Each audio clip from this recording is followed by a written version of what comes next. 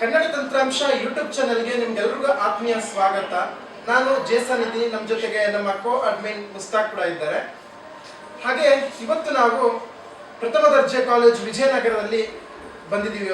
ಇವತ್ತು ಇಲ್ಲಿ ಒಂದು ಚೇತನ ಘಟಕ ಅಂತ ಇದೆ. ಇದರಲ್ಲಿ ವಿಶ್ವಲಿ ಇಂಪೇರ್ಡ್ಗೋಸ್ಕರ ಅಂದರೆ ನಮ್ಮಂಥ ದೃಷ್ಟಿ ಸವಾಲಿಗರಿಗೋಸ್ಕರ ಅವರ ಸಮಯವನ್ನು ಮುಡಿಪಾಗಿಟ್ಟಿರುವಂತಹ ಲಲಿತಾಂಬ ಮೇಡಮ್ ಮತ್ತು ಅವರ ತಂಡದವರೆಲ್ಲ ನಮ್ಮ ಜೊತೆ ಇದ್ದಾರೆ. ಮೊದಲನೇದಾಗಿ ಎಲ್ರಿಗೂ ನಮ್ಮ ಕನ್ನಡ ತಂತ್ರಾಂಶ ತಂಡದ ಪರವಾಗಿ ನಮಸ್ಕಾರ ಹೇಳ್ತೇನೆ. ಮೇಡಮ್, ಮೊದಲನೇದಾಗಿ ನಿಮಗೆ ಈ ಯೋಚನೆ ಹೇಗೆ ಬಂತು ಅನ್ನೋದಕ್ಕಿಂತ ಈ ಚೇತನ ಘಟಕ ಅಂದ್ರೆ ಏನು, ಇದ್ರ ಬಗ್ಗೆ ಒಂದಷ್ಟು ವಿವರಗಳನ್ನ ನಮ್ಮ ಸ್ನೇಹಿತರಿಗೆ ಹಂಚಿಕೊಂಡ್ರೆ ಚೆನ್ನಾಗಿತ್ತು. Thank you Jason. ನಿಮ್ಮ ತಂಡದವರು ಮೊದಲಿಗೆ ನಮ್ಮ ಕಾಲೇಜನ್ನ ಗುರುತಿಸಿ ಈ ಕಾಲೇಜಿನ ಬಗೆಗೆ ಎಲ್ಲ ಜನರಿಗೆ ತಿಳಿಸ್ಕೊಡ್ಬೇಕು ಅಂತ ಹೇಳಿ ಬಂದಿದ್ದೀರಲ್ಲ, ಅದಕ್ಕಾಗಿ ನಮ್ಮೆಲ್ಲ ಚೇತನ ಬಳಗದ ಪರವಾಗಿ ಮೊದಲಿಗೆ ನಿಮಗೆ ವಂದನೆಗಳನ್ನು ನಾನು ಸಲ್ಲಿಸ್ತೇನೆ. ಚೇತನ ಘಟಕದ ಬಗೆಗೆ ಹೇಳಬೇಕಂದ್ರೆ, ನಮ್ಮ ಈ ಒಂದು ಕಾಲೇಜ್ನಲ್ಲಿ 88-89ರ ಸುಮಾರು ವಿಜುವಲಿ ಇಂಪೇರ್ಡ್ ಸ್ಟೂಡೆಂಟ್ಸ್ ನಮ್ಮ ಕಾಲೇಜಿಗೆ ಹೈಯರ್ ಎಜುಕೇಷನ್ಗೆ ಬಂದರು. ಅವರಿಗೆ ಬೇರೆ ಮಕ್ಕಳ ಜೊತೆಗೆ ಅವರು ತರಗತಿಗಳಲ್ಲಿ ಕೂತು ಪಾಠ ಕೇಳೋದ್ರ ಜೊತೆಗೆ ಅವರ ಕಲಿಕಾ ಸಾಮರ್ಥ್ಯವನ್ನು ಹೆಚ್ಚಿಸುವುದಕ್ಕೆ ವಿಶೇಷವಾಗಿ ಏನಾದರೂ ಮಾಡಬೇಕು ಅನ್ನುವಂತಹ ಅಪೇಕ್ಷೆ ಇತ್ತು. ಯಾಕೆಂದರೆ ನಾನು 88ರಲ್ಲಿ ಅಧ್ಯಾಪಕಿಯಾಗಿ ಈ ವೃತ್ತಿಯನ್ನು ಪ್ರಾರಂಭ ಮಾಡಿದಾಗಲೂ ಕೂಡ ನನ್ನ ಆಚಾರ್ಯ ಪಾಠಶಾಲೆಯಲ್ಲಿ ನಾನು ಅಧ್ಯಾಪಕಿಯಾಗಿ ಸೇರಿದ್ದು. ಅಲ್ಲಿ ಕೂಡ ನನ್ನ ತರಗತಿಯಲ್ಲಿ ಒಂದು 4 ಈ ರೀತಿಯ ವಿಜುವಲಿ ಇಂಪೇರ್ಡ್ ಸ್ಟೂಡೆಂಟ್ಸ್ ಇದ್ದಾಗ ಅವರಿಗೆ ನಾನು ರಜದ ದಿನಗಳಲ್ಲಿ ಒಂದಷ್ಟು ಪಾಠಗಳನ್ನು ಹೇಳ್ಕೊಡ್ತಿದ್ದೆ. ಮತ್ತು ಆಗ ಕ್ಯಾಸೆಟ್ಗಳಲ್ಲಿ ರೆಕಾರ್ಡ್ ಮಾಡುವಂಥದ್ದು, ಮತ್ತೆ ಅದನ್ನು ಒಂದು ವಾರ ಕೇಳಿದ್ಮೇಲೆ ಅದ್ರ ಮೇಲೆ ಮತ್ತೆ ರೆಕಾರ್ಡ್ ಮಾಡುವಂಥದ್ದು, ಸ್ಪೆಷಲ್ ಕ್ಲಾಸ್ಗಳು ಮಾಡುವಂಥದ್ದು ಇಂಥದ್ದು ಮಾಡ್ತಾ ಇದ್ದೆ. ಹಾಗಾಗಿ 88ರಲ್ಲಿ ಈ ಕಾಲೇಜಿಗೆ ನಮ್ಮ ವಿದ್ಯಾರ್ಥಿಗಳು ಬಂದಾಗ ಮಧ್ಯದಲ್ಲಿ ಸುಮಾರು ವರ್ಷಗಳು ಆ ಥರ ವಿದ್ಯಾರ್ಥಿಗಳು ಬಂದಿರಲಿಲ್ಲ. ನಾನು ಗಮನಿಸಿದಾಗೆ 88, 85, 86ರ ನಂತರ, ಅದರಲ್ಲೂ ಪ್ರಸನ್ನ ಕುಮಾರ್ ಪಿಂಜಾ ಅಂತವರು ಮುಖ್ಯವಾಗಿ ನಮ್ಮ ಭಾರತದ ಈ ಒಂದು ವಿಜುವಲಿ ಇಂಪೇರ್ಡ್ ಬಗೆಗೆ ವಿಶೇಷ ಆಸಕ್ತಿಯನ್ನು ತೋರ್ಸಕ್ಕೆ ಶುರುವಾದ ಮೇಲೆ ಈ ಎಲ್ಲ ಸಂಸ್ಥೆಗಳಲ್ಲೂ ಅವರಿಗಾಗಿ ಒಂದು ಮೀಸಲಾತಿಯನ್ನು ಕೊಡುವಂಥದ್ದು, ಉನ್ನತ ಶಿಕ್ಷಣಕ್ಕೆ ಅವಕಾಶ ಮಾಡಿಕೊಡುವಂಥದ್ದು, ಪ್ರತಿ ಸಂಸ್ಥೆಯೂ ಕೂಡ ಆನ್ಸರಬಲ್ ಅಂಥವ್ರಿಗೆ ಏನು ಮಾಡ್ತಿದ್ದೀವಿ ಅನ್ನೋ ಪ್ರಶ್ನೆ ಕೇಳೋಕ್ಕೆ ಶುರು ಮಾಡಿದ್ಮೇಲೆ ಈ ಅವೇರ್ನೆಸ್ ಬೆಳೀತು ಅಂತ ನಮ್ಗೆ ಅನ್ಸುತ್ತೆ ಆಲ್ ಓವರ್ ಇಂಡಿಯಾ.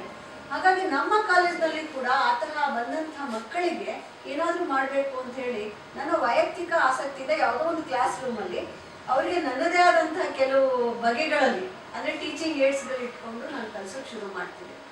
ಅದನ್ನು ನೋಡಿದಂಥ ನಮ್ಮ ಕಾಲೇಜ್ನಲ್ಲಿ ಆಗ ಪ್ರಿನ್ಸಿಪಾಲ್ರಾಗಿದ್ದ ನಾಗರಾಜ್ ಅಂತೇಳಿ, ನಾಗರಾಜ್ ಅಂತಿದ್ರು. ಅವರು ಸೈಕಾಲಜಿ ಪ್ರೊಫೆಸರ್. ಆ್ಯಕ್ಚುಲಿ ಒಂದು ದಿವಸ ಇದ್ದಕ್ಕಿದ್ದಾಗೆ ಬಂದು ತರಗತಿಯಲ್ಲಿ ಹಿಂದೆ ಕೂತ್ಕೊಂಡು ನಾನು ಏನು ಮಾಡ್ತೀನಿ ಅನ್ನೋದನ್ನ ನೋಡಿದ್ರು. ಇವರಿಗೆ ಈ ನಮ್ಮ ಶ್ರೀನಿವಾಸ ಮೂರ್ತಿ ಇದ್ದಾರಲ್ಲ, ಇವರು ಫಸ್ಟ್ ಬ್ಯಾಚ್ ನಮ್ಮ ಕಾಲೇಜ್ಗೆ ಬಂದಿದ್ದಂಥ ವಿದ್ಯಾರ್ಥಿಗಳು. ಅವರೆಲ್ಲರೂ ಏನೋ ನೋಡ್ದಲೇ ಅದ್ಭುತವಾಗಿ ಪದ್ಯಗಳನ್ನ ಕಟ್ಟಿ ಚಂದ್ರನ ಲಘು ಗುರುಗಳು ಇತ್ಯಾದಿಗಳನ್ನ ಕೈಯಲ್ಲಿರೋ ಚಾಕ್ ಪೀಸಲ್ಲಿ ಹಾಕ್ತಾ ಇದ್ದದನ್ನು ನೋಡಿ ಅವತ್ತು ಅವ್ರು ಒಂದು ಮಾತು ಹೇಳಿದ್ರು. ನಿಜವಾಗ್ಲೂ ಅವರನ್ನ ನಾವು ಯಾವತ್ತೂ ನೆನಪಿಸ್ಕೋಬೇಕು. ಈ ಯಾವುದೋ ಒಂದು ಪುಟಾಣಿ ರೂಮಲ್ಲಿ ಮಾಡ್ತಾ ಇರೋದು ಇಡೀ ಕರ್ನಾಟಕಕ್ಕೆ ಗೊತ್ತಾಗಬೇಕು, ಮತ್ತೆ ಇಡೀ ಇಂಥವ್ರೆಲ್ಲರನ್ನೂ ಕೂಡ ಅಂಥದಕ್ಕೆ ನಾವು ಸೇರಿಸ್ಕೋಬೇಕಾಗತ್ತೆ. ಇದಕ್ಕೊಂದು ಒಳ್ಳೆಯ ಒಂದು ರೂಪವನ್ನು ಕೊಡಬೇಕು ಅನ್ನೋ ಮಾತು ಹೇಳಿದ್ರು ಜೇಸನ್. ಅದು ಇವತ್ತು ಸಾಕಾರ ಆಗಿದೆ. ಕಾರಣ ಏನು ಅಂದರೆ, ಅವರು ಇದ್ದಷ್ಟು ದಿವಸಗಳು ಕೂಡ ಇದಕ್ಕಾಗಿ ನಾವು ಅದರ ಹಿಂದಿನ ಪ್ರಿನ್ಸಿಪಾಲ್ರ ಕೈಯಲ್ಲಿ ಇದಕ್ಕೆ ಒಂದು HEPS ಅನ್ನುವಂಥ ಒಂದು ವಿಶೇಷವಾದ ಅನುದಾನ ನಮಗೆ ಸೆಂಟ್ರಲ್ ಇದರಿಂದ ಬರುತ್ತೆ. ವಿಜುವಲಿ ಇಂಪೇರ್ಡ್ ಅಷ್ಟೇ ಅಲ್ಲ, ಎಲ್ಲ ರೀತಿಯ ಫಿಸಿಕಲಿ ಚಾಲೆಂಜ್ ಸ್ಟೂಡೆಂಟ್ಸ್ಗಾಗಿ ಏನಾದರೂ ಒಂದಷ್ಟು ಮಾಡಬೇಕು. ಆ ಬಂದ ಹಣವನ್ನ ಇದನ್ನ ಎಸ್ಟಾಬ್ಲಿಷ್ ಮಾಡೋಕ್ಕೆ, ಚೇತನವನ್ನು ಎಸ್ಟಾಬ್ಲಿಷ್ ಮಾಡೋಕ್ಕೆ ಅವರು ನಮಗೆ ಸಹಾಯ ಮಾಡಿದ್ರು. ಆ ಸಂದರ್ಭದಲ್ಲಿ ಒಂದು ಕಂಪ್ಯೂಟರ್ನಿಂದ ನಾವೆಲ್ಲ ಶುರು ಮಾಡಿದ್ವಿ. ಇವರೆಲ್ಲರೂ ಈಗ ನಮ್ಮ ಜೊತೆಗೆ ಏನಿದ್ದಾರೆ, ಈ ಎಲ್ಲ ಬಳಗ ನಿರಂತರವಾಗಿ 2010ರಿಂದ ಇಲ್ಲಿ ಕೆಲವು ಟೀಚರ್ಸ್ ಬದಲಾಗಿರ್ಬೋದು, ಹೊಸ ಟೀಚರ್ಸ್ ಬಂದು ಸೇರ್ಕೊಂಡಿರ್ಬೋದು, ಆದರೆ ನಿರಂತರವಾಗಿ ಟೀಚರ್ಸ್ ಬೆಂಬಲದೊಂದಿಗೆ ನಾವು ಆಡಿಯೋ ಬುಕ್ಸ್ಗಳನ್ನು ರೆಡಿ ಮಾಡುವಂಥದ್ದನ್ನು ಒಂದನ್ನು ಶುರು ಮಾಡಿ. ಆಡಿಯೋ ಬುಕ್ಸ್ ಯಾಕೆ ರೆಡಿ ಮಾಡಬೇಕಂದ್ರೆ, ಬ್ರೈಲ್ ಬುಕ್ಸೇ ನಮಗೆ ಸಿಗ್ತಾ ಇರಲಿಲ್ಲ. ನಿಮ್ಗೆ ಗೊತ್ತಿರ್ಬೋದು, ಹೈಸ್ಕೂಲ್ ವರೆಗೂ ನಿಮಗೆ ಬ್ರೈಲ್ ಶಾಲೆಯಲ್ಲಿ ಓದಿರ್ತೀರಿ. ಇದ್ದಾಗಿದ್ದಾಗೆ ನಿಮ್ಮನ್ನ ಕರ್ಕೊಂಡು ಬಂದು ಈ ತರ ಬೇರೆ ಬೇರೆಯ ಸೈಟೆಡ್ ಸ್ಟೂಡೆಂಟ್ ಜೊತೆಗೆ ಹಾಕ್ಬಿಟ್ಟಾಗ ಅಲ್ಲಿ ಬ್ರೈಲ್ ಪುಸ್ತಕಗಳು ಸರಿಯಾಗಿ ಸಿಕ್ಕೋದಿಲ್ಲ, ಹೆಚ್ಚು ಪುಸ್ತಕಗಳು ಬೇಕಾಗತ್ತೆ. ಹೇಗೆ ಓದೋದು? ಈ ದೊಡ್ಡ ಸಮಸ್ಯೆ ಶುರುವಾಗಿದ್ದ ಆವಾಗ. ಸೊ ಬ್ರೈಲ್ ಬುಕ್ಸ್ಗಳು ತುಂಬಾ ಕಾಸ್ಟ್ಲಿ. ಜೊತೆ ನಿಮಗೆ ಗೊತ್ತಿದೆ 1:5 ವಾಲ್ಯೂಮ್ ಅಲ್ಲಿ 1 ಪುಟನ 5 ಪುಟ ಆಗುತ್ತೆ. ಈ ಹಿನ್ನೆಲೆಯಲ್ಲಿ ಆಡಿಯೋ ಪುಸ್ತಕಗಳನ್ನ ಒಂದು ಒಂದು MP3ಗಳಲ್ಲಿ ರೆಕಾರ್ಡ್ ಮಾಡಿ ಕೊಡುವಂಥದ್ದು. ಅದಕ್ಕೆ ಮೊದಲು ನಾಂದಿ ಮಾಡಿದಂಥವ್ರು, ನನಗೆ ಸ್ಫೂರ್ತಿ ಮಾಡಿದವರು, ಕೆಸೆಟ್ಟಲ್ಲಿ ಮಾಡ್ತಿದ್ದವಳಿಗೆ ನಮ್ಮ ಶ್ರೀನಿವಾಸ ಮೂರ್ತಿ ಮೇಡಮ್ ಇದ್ರಲ್ಲಿ ರೆಕಾರ್ಡ್ ಮಾಡಿ ಕೊಡಿ, ನಾನು ಅಡಾಸಿಟಿಯಲ್ಲಿ ಅದನ್ನ ಹೇಗೋ ಮಾಡಿ ಎಲ್ಲ ಎಡಿಟಿಂಗ್ ಮಾಡಿ ನಾವು ತಗೋತೀವಿ ಅಂತ ಹೇಳಿ. ಹಾಗೆ ಶುರುವಾದದ್ದೇ ನಮ್ಮ ಸ್ಮಶಾನ ಕುರುಕ್ಷೇತ್ರ ನಾಟಕದ ಆಡಿಯೋ. ಇದು ಫಸ್ಟ್ ಶುರುವಾದದ್ದನ್ನು ನೀವೆಲ್ಲ ಕೇಳಿದ್ದೀರಾ? ಬಹುಶಃ ಸ್ಮಶಾನ ಕುರುಕ್ಷೇತ್ರದನ್ನ ಇಡೀ ನಾಟಕದ ಭಾವಾಭಿವ್ಯಕ್ತಿಗೆ ತಕ್ಕಾಗೆ ನಾನು ರೆಕಾರ್ಡ್ ಮಾಡಿದಂಥದ್ದು. ಅದು ಎಷ್ಟು ಡಿಮ್ಯಾಂಡ್ ಶುರುವಾಯ್ತು ಅಂದ್ರೆ ಅದಕ್ಕೆ ಎಲ್ಲವನ್ನ ಓದ್ಕೊಡೋದಕ್ಕೆ ಬೇರೆ ಬೇರೆ ಕಾಲೇಜಿನ ಮಕ್ಕಳುಗಳು ತಮ್ಮ ಬೇಕಾದನ್ನ ಓದ್ಕೊಡಿ ದಯವಿಟ್ಟು ಅಂತ ಕೇಳೋಕೆ ಶುರು ಮಾಡಿದ್ರು. ಹಾಗೆ ನಮ್ಮ ಪ್ರಿನ್ಸಿಪಲ್ ಕಡೆಯಿಂದ ಮತ್ತೆ ನಮ್ಮ ಟೀಚರ್ಸ್ ಕಡೆಯಿಂದ ತುಂಬಾ ಸಪೋರ್ಟ್ ಸಿಕ್ಕಿದ್ರಿಂದ ಏನಾಯ್ತು, ನಾವು ಇಲ್ಲಿ ಆಡಿಯೋ ಪುಸ್ತಕಗಳನ್ನ, ಕೇಳು ಪುಸ್ತಕಗಳು ಅಂತ ಹೇಳಿ ರಿಲೀಸ್ ಮಾಡಿದ್ವಿ. ಇಲ್ಲಿ ನಮ್ಮಲ್ಲಿರುವ ಕೆಲವು ಫೋಟೋಗ್ರಾಫ್ಸ್ ನೋಡ್ಬೋದು. ನಮ್ಮ ಈ ಒಂದು ಜ್ಞಾನ ಆಯೋಗದ ಅವತ್ತು ಮುಖ್ಯ ಡೈರೆಕ್ಟರ್ ಆಗಿದ್ದಂಥ ಶ್ರೀಧರ್ ಅವರು ಮತ್ತೆ ರಾಜಣ್ಣ ಅಂತ ಹೇಳಿ ನಮ್ಮ ವಿಶೇಷ ಕಮಿಷನರ್ ಆಗಿದ್ರು ಕರ್ನಾಟಕದ ಅದರಲ್ಲಿ, ಅವರು ಬಂದು ಅದನ್ನ ಇನಾಗ್ರೇಟ್ ಮಾಡಿದ್ರು. ಸೊ ಚೇತನಕ್ಕೆ ಇಂತಹ ಒಂದು ದೊಡ್ಡ ವ್ಯಕ್ತಿಗಳ ಒಂದು ದೀಪ ಹಚ್ಚುವುದರಿಂದ ಅದು ಪ್ರಾರಂಭ ಆಗಿದೆ. ಇವತ್ತವರೆಗೂ ಚೆನ್ನಾಗಿ ನಡ್ಕೊಂಡು ಬರ್ತಾ ಇದೆ. I am so happy. ಇವರೆಲ್ಲರೂ ನಮ್ಮ ಈ ವರ್ಷದಲ್ಲಿ ನನ್ನ ಜೊತೆಗೆ, ಕಳೆದ ವರ್ಷದಲ್ಲಿ ನನ್ನ ಜೊತೆಗೆ ಇದ್ದು ಸಹಕಾರ ಮಾಡ್ತಾ ಇರುವಂಥ ಎಲ್ಲ ಅಧ್ಯಾಪಕರಿದ್ದಾರೆ. ಡಾಕ್ಟರ್ ಫಮೀದಾ ಅವರು ಇಂಗ್ಲಿಷ್ ಡಿಪಾರ್ಟ್ಮೆಂಟ್, ಹಾಗೆ Sucheta Hasmani commerce department, Soumya Raj department of English, Mamata madam botany science ಆದ್ರೂ ಕೂಡ ತುಂಬಾ ವಿಶೇಷ ಕಾಳಜಿ ಅವರಿಗೆ ಇದ್ರ ಬಗೆಗೆ ಕೆಲಸ ಮಾಡ್ಬೇಕಂತ. ಹಾಗೇನೆ ಡಾಕ್ಟರ್ ಶಿವಣ್ಣ, ಹಾಗೇನೆ ಡಾಕ್ಟರ್ ಉಮಾದೇವಿ. ನೀವು ಕೇಳಿರ್ಬೋದು, ಡಾಕ್ಟರ್ ಉಮಾದೇವಿ ಅವರ ಹೆಸರಿನಲ್ಲಿ ಬೇಕಾದ ಸುಮಾರು 1200 ಪ್ರಶ್ನೆಗಳಿಗೆ ಉತ್ತರಗಳಿರುವಂತಹ ಒಂದು ಇಂಡಿಯನ್ ಕಾನ್ಸ್ಟಿಟ್ಯೂಷನ್. ಅದಿವತ್ತು KS ಪರೀಕ್ಷೆ ಬರೆಯುವಂಥವ್ರು ಕೂಡ ಬಂದು ಕೇಳಿ ತಕೊಂಡು ಹೋಗ್ತಾರೆ. ಆ ಥರದ್ದು ಜೊತೆಗೆ ರಾಜ್ಯಶಾಸ್ತ್ರಕ್ಕೆ ಸಂಬಂಧಪಟ್ಟಂತಹ ಸುಮಾರು 100-125 ಗಂಟೆಗಳಿಗೂ ಹೆಚ್ಚು ದನಿಯನ್ನು ಅವರು ಕೊಟ್ಟು, ನೀವು ಕೇಳಿದ್ದೀರಿ ಅನ್ಕೊಳ್ತೀನಿ, ಅವರು ಆ ಥರ ಹೆಲ್ಪ್ ಮಾಡಿದ್ದಾರೆ. ಹಾಗೆ ಟೀಚರ್ಸ್ ಇವರು ಇಂಗ್ಲಿಷ್ ಮಕ್ಕಳಿಗೆ ಗ್ರಾಮರ್ ಏನು ಕಷ್ಟ ಇದೆ ಅಂಥದ್ದನ್ನೆಲ್ಲ ನಮ್ಮ ಫಮೀದಾ ಮೇಡಮು, ಸೌಮ್ಯ ರಾಜು, ಹಾಗೆಯೇ ಧನ್ಯಶ್ರೀ ಅನ್ನುವಂಥ ಮತ್ತೊಬ್ಬ ಇಂಗ್ಲಿಷ್ ಟೀಚರ್ ಇದ್ರು ಅವರು, ಹಾಗೆಯೇ ಬೇಕಾದಷ್ಟು ನಮ್ಮ ಕಾಲೇಜಿನ ಹಳೆಯ ವಿದ್ಯಾರ್ಥಿಗಳು. ಇದನ್ನು ನಾನು ಹೇಳಲೇಬೇಕು, ಏಕೆಂದರೆ ನೀವು ಲಲಿತಮ್ಮ ಮೇಡಮ್ನ ಅಂತ ಇಂಟರ್ವ್ಯೂ ಮಾಡಕ್ ಬಂದಿದ್ದೀರಾ. ಬಟ್ ಲಲಿತಮ್ಮ ಮೇಡಮ್ ಅಂತ ಒಂದೇ ಹೆಸರಿದ್ರು, ಅವರ ಹಿಂದೆ 10 ಹೆಸರುಗಳು ಕೆಲಸ ಮಾಡಿದೆ. ಅವರೆಲ್ಲರೂ ಕೂಡ ಆ ಥರ ಸ್ಫೂರ್ತಿಯನ್ನು ನನಗೆ ಕೊಟ್ಟವರು, ಮತ್ತೆ ಮುಂದೆ ಹೋಗೋಕೆ ಕೆಲಸ ಮಾಡಿದ್ರು. ಎಷ್ಟು ಸಪೋರ್ಟ್ ಇದೆ ಅಂತಂದ್ರೆ, ಏನಾದರೂ ಚೇತನದಲ್ಲಿ ಒಂದು ವರ್ಕ್ಶಾಪ್ ಮಾಡ್ತೀವಿ ಅಂದ್ರೆ ಅವೇರ್ನೆಸ್ ಪ್ರೋಗ್ರಾಮ್ಸ್, ಅವರಿಗೆ ಟ್ರೈನಿಂಗ್ ಪ್ರೋಗ್ರಾಮ್ಸ್. ನೀವು ನೋಡಿ, ಮಕ್ಕಳಿಗೆ ಬರೀ ಪರೀಕ್ಷೆಗಷ್ಟೇ ಆಗಲ್ಲ, ಅವ್ರನ್ನ ಸ್ಪರ್ಧಾತ್ಮಕ ಜಗತ್ತಿಗೆ ನಾವು ಸಹಾಯ ಮಾಡಬೇಕಾಗತ್ತೆ. ಸ್ಪರ್ಧಾತ್ಮಕ ಪರೀಕ್ಷೆಗಳು ಹೇಗೆ ಮಾಡಬೇಕು ಅನ್ನೋದು ಗೊತ್ತಾಗ್ಬೇಕಾಗತ್ತೆ. ಅದಕ್ಕೆ ಸ್ಪರ್ಧಾತ್ಮಕ ಪರೀಕ್ಷೆ ಇದೆ ಅಂದ್ರೆ ಅದಕ್ಕಿಂತ ಕೆಲವು ದಿವಸಗಳ ಮುಂಚಿತವಾಗಿ ಅವ್ರಿಗೊಂದು ತರಬೇತಿ ನಡೆಸಬೇಕು. ಅದಕ್ಕೆ ಬೇಕಾದಂತ ಹಣವನ್ನು IPS ಇಂದ ಕೊಡುವಂಥದ್ದು, ಟೀಚರ್ಸ್ ಸ್ಪಾನ್ಸರ್ ಮಾಡುವಂಥದ್ದು, ಅದೆಲ್ಲ ನಡೆಯುತ್ತೆ. ಕೆಲವು ಸತಿ ನಮ್ಮ ಹತ್ರ ಹಣಗಳು ಇಲ್ಲದೆ ಇರೋದ್ರಿಂದ ನಮ್ಮ ಹಳೆಯ ಟ್ರೈನ್ ವಿದ್ಯಾರ್ಥಿಗಳನ್ನ ಕರ್ಕೊಂಡ್ ಬಂದಿದ್ದೀವಿ. ಫಾರ್ ಎಕ್ಸಾಂಪಲ್ ನಮ್ಮ ಚೇತನ್ ಮತ್ತೆ ಈ ನಮ್ಮ ಶ್ರೀನಿವಾಸ ಮೂರ್ತಿ, ಇವರಿಬ್ರು ನಮ್ಗೆ ಎಷ್ಟಿದು ಅಂದ್ರೆ ಯಾವಾಗ ಟ್ರೈನಿಂಗ್ ಅಂದ್ರೂ ಕೂಡ ಬಂದು ಮಾಡ್ಕೊಟ್ಟಿರುವಂಥವ್ರು. ಶನಿವಾರ ಭಾನುವಾರ ಟಾಕಿಂಗ್ ಲ್ಯಾಪ್ಟಾಪ್ ಇಂಥದ್ದೆಲ್ಲ ಟ್ರೈನಿಂಗ್ ನಮ್ಮ ಶ್ರೀನಿವಾಸ ಮೂರ್ತಿ ಬಂದು ಮಾಡ್ಕೊಟ್ಟಿದ್ದಾರೆ. ಇದನ್ನ ನಮ್ಗೆ ನಿರಂತರವಾಗಿ ಜೊತೆಗೆ ಹಳೆ ವಿದ್ಯಾರ್ಥಿಗಳಿದ್ದಾರೆ ಮತ್ತು ಹೊಸ ಟೀಚರ್ಸ್ ಇದ್ದಾರೆ. ಸೊ ಈ ಕಾಂಬಿನೇಷನ್ ಅಲ್ಲಿ ಏನಾದ್ರೂ ಒಂದು ಮಾಡ್ಬೇಕು ಅನ್ನೋ ಹಂಬಲ ಇದೆ ನಮಗೆ. ಸೊ ಇದೆಲ್ಲದರ ಪರಿಣಾಮವಾಗಿ ಜೊತೆಗೆ ಆಡಳಿತಾತ್ಮಕವಾಗಿ ಇಲ್ಲಿ ಬಂದಂಥ ಪ್ರಿನ್ಸಿಪಲ್ಗಳ ಒತ್ತಾಸೆ, ಇದೆಲ್ಲವೂ ನಮ್ಗೆ ಏನ್ ಮಾಡುತ್ತೆ, ಯು ಗೋ ಹೆಡ್ ಅಂತ ಹೇಳಿದ್ರೆ ಏನ್ ಬೇಕೋ ಅದನ್ನ ಮಾಡಿ ಅಂತ ಹೇಳಿ. ಸೊ ಅದರ ಪರಿಣಾಮವಾಗಿ ಚೇತನ ನಿರಂತರವಾಗಿ ಕೆಲಸ ಮಾಡ್ತಾ ಇದೆ. ಓಕೆ, ತುಂಬಾ ಥ್ಯಾಂಕ್ ಯು. ತುಂಬಾ ಸವಿವರವಾಗಿ ಚೇತನ ಅಂದ್ರೆ ಏನು, ಈ ಚೇತನ ಘಟಕ ಅಂದ್ರೆ ಏನು ಅನ್ನೋದನ್ನ ತುಂಬಾ ಚೆನ್ನಾಗಿ ವಿವರಿಸಿದ್ದೀರಾ. ಸೊ ಸ್ನೇಹಿತರು, ನಮ್ಮ ಜೊತೆಗೆ ಶ್ರೀನಿವಾಸ ಮೂರ್ತಿ ಹಾಗೂ ಚೇತನ್ ಅವರು ಇದ್ದಾರೆ. ಅವರು ಮೇಡಮ್ ಹೇಳ್ತಿದ್ದಾಗೆ ಹಾಗೆ ತುಂಬಾ ಫಸ್ಟ್ ಸ್ಟೂಡೆಂಟ್ ಅಂತ ಹೇಳ್ತಾ ಇದ್ರು. ನಮಸ್ಕಾರ ಶ್ರೀನಿವಾಸ ಮೂರ್ತಿ ಅವರಿಗೆ, ನೀವೇನು ಹೇಳ್ತೀರಾ? ನಮ್ಮ ಮೇಡಮ್ ಇಷ್ಟೊಂದು ಹೇಳ್ತಾ ಇದ್ರು ನಿಮ್ಮ ಬಗ್ಗೆ. ಸೊ ನಿಮಗೆ ಯಾವ ರೀತಿ ಅವರಿಗೆ ಅವ್ರನ್ನೇ ಅಪ್ರೋಚ್ ಮಾಡಬೇಕು, ಅವ್ರನ್ನೇ ನಾವು ಸಹಾಯ ಕೇಳಬೇಕು ಅಂತ ಯಾವ ರೀತಿ ಅನ್ನಿಸ್ತು ಅಂತಂದರೆ, ಈಗ ನಾವು ವಿದ್ಯಾಭ್ಯಾಸ ಸಮಯದಲ್ಲಿ ನಮಗೇನಾದರೂ ತೊಂದರೆ ಆಯಿತು ಈ ಜ್ಞಾನವನ್ನು ಪಡ್ಕೊಳ್ಳೋ ವಿಚಾರದಲ್ಲಿ ಅಂತಂದಾಗ ನಮಗೆ ಸಮಯಕ್ಕೆ ಬರುತ್ತಿದ್ದಂದರೆ ಉಳಿತಾಯ. ಸೊ ಹಂಗಾಗಿ ಸಮಯಕ್ಕೆ ಒದಗಿ ಯಾರು ಒದಗ್ತಾರೋ ಅವರೇ ಮಾತೃ, ಅವರೇ ಗೆಳೆ, ಅವರೇ ಗೆಳತಿ. ಸೊ ಅದು ಗಾದೆ ಅಂತಾನೆ. ಸೊ ಈಗಲೂ ಕೂಡ ಲಾಂಗ್ ರಿಲೇಶನ್ಶಿಪ್ ಅಲ್ಲಿ ನಡ್ಕೊಂಡು ಹೋಗ್ತಾ ಇದೆ. ಸೊ ನಾನೇನೇ ಒಂದು ಹಾಡು ಬರಿತಾ ಇರಲಿ, ಮತ್ತೆ ಈಗ ನಿಮ್ಗೆ ಗೊತ್ತಿದೆ ಭಾವವಿಚಾರಿತ ಸಿಡಿ ರಿಲೀಸ್ ಮಾಡಿರ್ಬೋದು, ಆದ್ರೆ ಫಸ್ಟ್ ಹಾಡು ಮೇಡಮ್ ನಮ್ಗೆ ಯಾವಾಗ ಛಂದಸ್ಸು ಸ್ಟಾರ್ಟ್ ಮಾಡಿದ್ರು, ಕೋಪ ಹಿಂಸೆ ಕೇಳಬಿಟ್ಟು ಅನ್ನೋ ಅದು ವಿಚಾರಗಳಲ್ಲಿ ಬರೆದ್ನು, ಅವತ್ತಿಂದ ಆರಂಭ ಆಗಿದ್ದು. ಅದಕ್ಕಿಂತ ಮುಂಚೆ ನಾವು ಒಂದು ಕವನನೂ ಬರ್ತಿರ್ಲಿಲ್ಲ, ಏನೂ ಗೊತ್ತಿರಲಿಲ್ಲ. ಸೊ ಅದು ಆರಂಭ ಆಗಿ ಈಗಲೂ ಕೂಡ ನಿರಂತರವಾಗಿ ಆಗ್ತಿರೋ ಕಾರಣ ಅಂದರೆ ಮೇಡಮ್. ಯಾಕಂದ್ರೆ ಅಲ್ಲಿ ನಮಗೆ ಹವ್ಯಾಸವನ್ನ ರೂಢಿಸಿದ್ವಿ. ಸೊ ನಾವು ಏನೇ ವೃತ್ತಿ ಜೀವನ ಇರ್ಬೋದು, ಆದರೆ ವೃತ್ತಿ ಜೀವನಕ್ಕಿಂತಲೂ ನಮಗೆ ಹೆಚ್ಚು ನೆಮ್ಮದಿ ಕೊಡ್ತಿರೋದಂದ್ರೆ ಪ್ರವೃತ್ತಿ. ಹಾಗಾಗಿ ನಮಗೆ ಲಾಂಗ್ ರಿಲೇಷನ್ ಕಂಟಿನ್ಯೂ ಆಗ್ತಾ ಇದೆ. ಸೊ ಹಾಗಾಗಿ ಇದು ಮನುಷ್ಯತ್ವದಲ್ಲಿ ಎಲ್ಲೆಲ್ಲಿ ಮಾತೃ ಹೃದಯ ಅಂತ ಇರುತ್ತೋ ಅಲ್ಲೆಲ್ಲವೂ ಕೂಡ ಈ ರೀತಿ ಒಳ್ಳೆತನ ಇರುತ್ತೆ ಅನ್ನೋದು ನನ್ನ ಅನಿಸಿಕೆ. ಎಕ್ಸಾಕ್ಟ್ಲಿ, ಚೆನ್ನಾಗಿ ನೀವು ಒಪಿನಿಯನ್ ಕೊಟ್ರಿ. ಹಾಗೇನೆ ನಮ್ಮ ಜೊತೆ ಚೇತನ್ ಅವರಿದ್ದಾರೆ. ಚೇತನ್ ಅವರಿಗೆ ನೀವೇನಾದರೂ ಹೇಳ್ತೀರಾ ನಮ್ಮ ಲಲಿತಮ್ಮ ಮೇಡಮ್? ಏನಂದ್ರೆ ನೋಡಿ, ನೀವು ಕರ್ನಾಟಕದ ಎಲ್ಲೇ ಹೋಗ್ಲಿ, ಬೇರೆ ಯಾವ ಕಾಲೇಜುಗಳಲ್ಲೂ ಈ ಥರ ಸೆಂಟರ್ ಇಲ್ಲ. ಸೊ ನಾನು 2013 ಬಂದಾಗ ಆಗ್ತಾನೆ ನಾವು ವಿಜುವಲ್ ಇಂಪೇರ್ಡ್ಸು, ಸಾಫ್ಟ್ವೇರ್ಸು, NVDA, ಜಾಸು ಇವೆಲ್ಲ ಬಂದಿದ್ವು. ಸೊ 2013. ಸೊ ಹಾಗೇನಂದರೆ ಅದಕ್ಕಿಂತ ಮುಂಚೆ ನಾವೇನಂದರೆ ಪೇಪರ್ ಓದ್ಬೇಕಂದ್ರೆ ನಾವು ಯಾವಾಗಲೂ ಬೇರೆಯವ್ರ ಹತ್ರ ಹೋಗ್ಬೇಕಾಯ್ತು, ಇನ್ನೊಬ್ಬರ ಮೇಲೆ ಡಿಪೆಂಡ್ ಆಗಬೇಕಾಯ್ತು. ಸೊ ನನಗೆ ಸಿಕ್ಕಿದ್ದೇನು ಅದೃಷ್ಟ ಅಂದರೆ, ನಾನು ಕರೆಕ್ಟಾಗಿ ಕಾಲೇಜ್ ಬಂದಾಗ ಆಲ್ರೆಡಿ ಶುರು ಆಗಿತ್ತಲ್ವಾ. ಸೊ ನನ್ನ ಎಂಟೈರ್ ಡೇನೆಲ್ಲ ಇಲ್ಲೇ ಕಳೀತಾ ಇದೆ. ಯಾಕಂದರೆ ನನಗೆ ಸ್ವಲ್ಪ ಪೇಪರ್ ಓದೋದು ಅಂದರೆ ತುಂಬ ಹುಚ್ಚು ಆಗಲಿ ನಾನು. ಸೊ ಅದ್ರ ಜೊತೆಗೆ ನಾನು ಎಜುಕೇಷನ್ಗೆಲ್ಲ ಹೆಲ್ಪ್ ಆಗ್ಬಿಟ್ಟು, ಸೊ ಮತ್ತೆ ನಾನು ಎನೇಬಿಲಿಟಿ ಟ್ರೈನಿಂಗ್ ಮಾಡಿ, ಸೊ ಇವಾಗ ಇಲ್ಲೇ ಮಕ್ಕಳಿಗೆಲ್ಲ ಕಂಪ್ಯೂಟರ್ ಟ್ರೈನರ್ ಆಗಿ ಸೇರ್ಕೊಂಡಿದ್ದೀನಿ. ಸೊ ಇದೇ ಥರ ಸೊ ಬೇರೆ ಕಾಲೇಜುಗಳಲ್ಲೂ ಮೇ ಬಿ ಸೌಲಭ್ಯ ಸಿಕ್ಕಿದ್ರೆ ಅವರು ಚೆನ್ನಾಗಿ ಬೆಳೀತಾರೆ. ಓಕೆ, ತುಂಬ ಥ್ಯಾಂಕ್ ಯು ಚೇತನ್ ಹಾಗೂ ಶ್ರೀನಿವಾಸ್ ಮೂರ್ತಿ, ಇಬ್ಬರು ಕೂಡ ನಿಮ್ಮ ಅನಿಸಿಕೆಗಳನ್ನ ಹಂಚ್ತೀರಾ. ಮೇಡಮ್, ಚೇತನ್ ಹಾಗೂ ಶ್ರೀನಿವಾಸ್ ಮೂರ್ತಿ, ನೀವು ಈಗಾಗಲೇ ಹೇಳಿರುವ ಹಾಗೆ ಹಳೆ ವಿದ್ಯಾರ್ಥಿ, ಸೀನಿಯರ್ ಸ್ಟೂಡೆಂಟ್ಸ್ ಇಲ್ಲಿಗೆ ಅವರ ಅನಿಸಿಕೆನ ಹೇಳಿದ್ದಾರೆ. ಈ ಥರ ಒಂದು ಒಳ್ಳೆ ಒಂದು ಸ್ಟೇಜ್ ವೇದಿಕೆ ಇಲ್ಲಿ ಸಿಕ್ಕಿದೆ, ತುಂಬ ಸಮಯ ಇಲ್ಲೇ ಸ್ಪೆಂಡ್ ಮಾಡ್ತಿದ್ದೀರಿ ಅಂತ. ನಿಮಗೆ ಈ ಥಾಟ್ ಅಂದರೆ ಬೇಸಿಕಲಿ ಸ್ಟಾರ್ಟಿಂಗಲ್ಲಿ ಇದಕ್ಕಿಂತ ಮುಂಚೆ ನೀವು ಯಾವುದಾದ್ರೂ ಈ ಕಾಲೇಜ್ ಬರೋದಕ್ಕಿಂತ ಮೊದಲು ಯಾವುದಾದ್ರೂ ದೃಷ್ಟಿ ವಿಕಲಚೇತನ ಜೊತೆ ದೃಷ್ಟಿ ಸೌಲಭ್ಯದ ಜೊತೆಗೆ ಬೆರೆತಿದ್ರ ಮೊದಲು, ಅಥವಾ ನಿಮಗೆ ಈ ಥಾಟ್ ಹೇಗೆ ಬಂತು ಚೇತನ ಮಾಹಿತಿ ಒಂದು ಘಟಕ ಮಾಡಬೇಕು?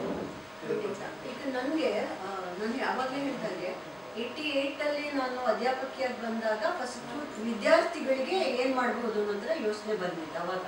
ಆದರೆ ಅದಕ್ಕಿಂತ ಮುಂಚಿತವಾಗಿ ನನ್ನ ಜೊತೆಗೆ ಬಹುಶಃ 7th ಸ್ಟ್ಯಾಂಡರ್ಡ್ನಲ್ಲಿ ಓದ್ತಾ ಇದ್ದಂಥ ಸಂದರ್ಭದಲ್ಲಿ ನನ್ನ ಜೊತೆಗೆ ಆಡೋದಕ್ಕೆ ಶೀಲಾ ಅಂತ ಒಂದು ಹುಡುಗಿ ಬರೋಳು.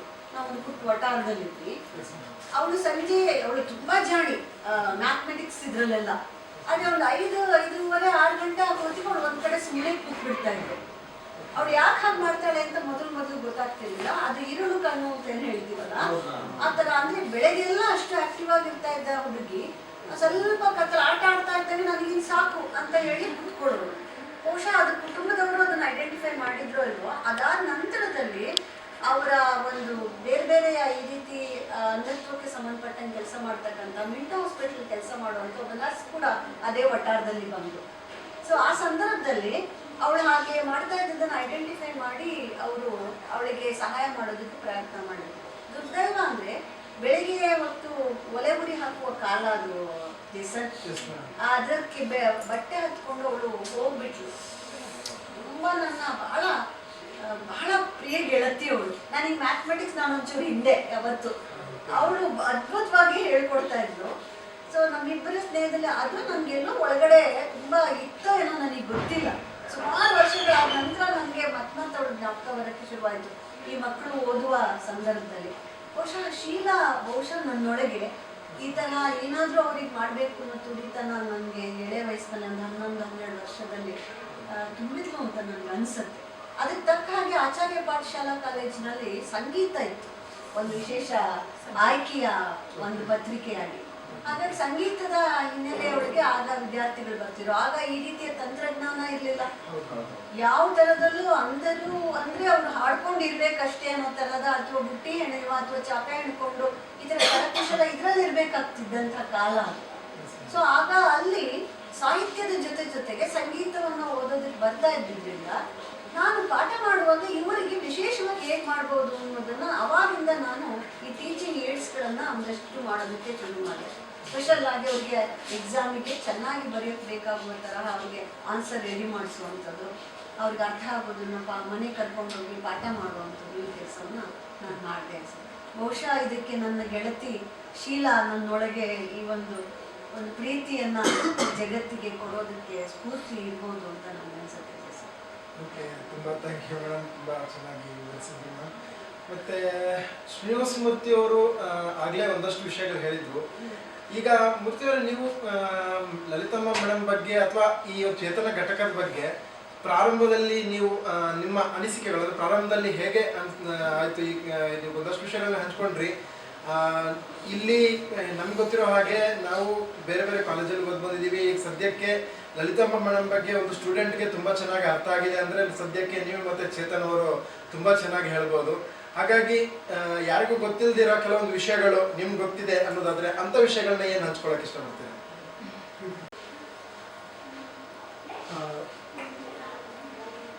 ಹೌದು ಚೇತನ್, ಮೇಡಮ್ ಬಗ್ಗೆ ಕೆಲವ್ರಿಗೆ ಕುತೂಹಲ ಉಂಟು ಮಾಡುವಂಥ ಕೆಲವು ಸಂಗತಿಗಳನ್ನು ನಾನು ಹೇಳ್ತೀನಿ. ಅದೇನಂತಂದರೆ, ನ್ಯಾಕ್ ಕಮಿಟಿ ಬಂತಲ್ಲ, ನ್ಯಾಕ್ ಕಮಿಟಿ ಬಂದಂಥ ಸಮಯದಲ್ಲಿ ನಮಗೆ ಪ್ರಿನ್ಸಿಪಲ್ ಸರ್ ಹೇಳಿದ್ರು, ರಾತ್ರಿ ಆಗುತ್ತೆ, ನಿಮ್ಗೆ ಹೋಗ್ಲಿಕ್ಕೆ ಕಷ್ಟ ಆಗುತ್ತೆ, ನೋಡಿ ಯೋಚನೆ ಮಾಡಿ, ಇರೋಂಗಿದ್ರೆ ಇಲ್ಲಾಂದರೆ ಏನಾದರೂ ಒಂದು ರಿಟರ್ನಲ್ಲಿ ಬರ್ಕೊಡಿ ಅಂತ ಹೇಳಿದರು ನಾಗರಾಜ್ ಸರ್. ಅವರು ಪ್ರಿನ್ಸಿಪಲ್ ಆಗಿದ್ದರು ಆ ಟೈಮಲ್ಲಿ. ಆಗ ಮೇಡಮ್ಗೆ ಈ ಥರ, ಮೇಡಮ್ ಏನು ಮಾಡ್ಬೋದು, ರಾತ್ರಿ ಆದರೆ ಕಷ್ಟ ಆಗುತ್ತೆ. ಇಲ್ಲೇ ಇತ್ತು NFP ಪೈಪ್ಲೈನ್, ವಿಜಯನಗರ ಪೈಪ್ಲೈನ್ ಮಾಡಬೇಕೆಲ್ಲ ಮಾಸ್ಟ್ರು. ಆವಾಗ ಇಲ್ಲಪ್ಪ, ಅವರು ಏನು ಪದೇ ಪದೇ ಬರೋಲ್ಲ, ನೋಡು ನಿಮ್ಮ ಒಳಗಡೆ ಏನಾದರೂ ಚರ್ಚೆ ಮಾಡಿಕೊಡಿ, ಚರ್ಚೆ ಮಾಡ್ಕೊಂಡು ಏನು ಮಾಡ್ಬೋದು ಯೋಚನೆ ಮಾಡಿ. ಯಾಕಂದರೆ ಅವರು ನ್ಯಾಕ್ ಕಮಿಟಿಯವರು ಬ್ಲೈಂಡ್ಸ್ ಇದ್ದಾರೆ ಅಂತ ಅಂದರೆ ಏನಾದರೂ ವಿಚಾರಗಳನ್ನು ಕೇಳ್ತಾರೆ. ಮತ್ತು ನಿಮ್ಮ ಟ್ಯಾಲೆಂಟ್ನೇ ಇವಾಗ ನೀವು ಸ್ವಲ್ಪ ತೋರಿಸ್ಬೇಕಾಗುತ್ತೆ. ತೋರಿಸಿದ್ರೆ ಅವ್ರಿಗೆ ನಮ್ಮ ಕಾಲೇಜ್ ಮೇಲೆ ಒಂದು ಹೆಮ್ಮೆ ಉಂಟಾಗುತ್ತೆ, ನೋಡಿ ಏನು ಮಾಡ್ಬೋದು ಅಂತ ಅಂದು.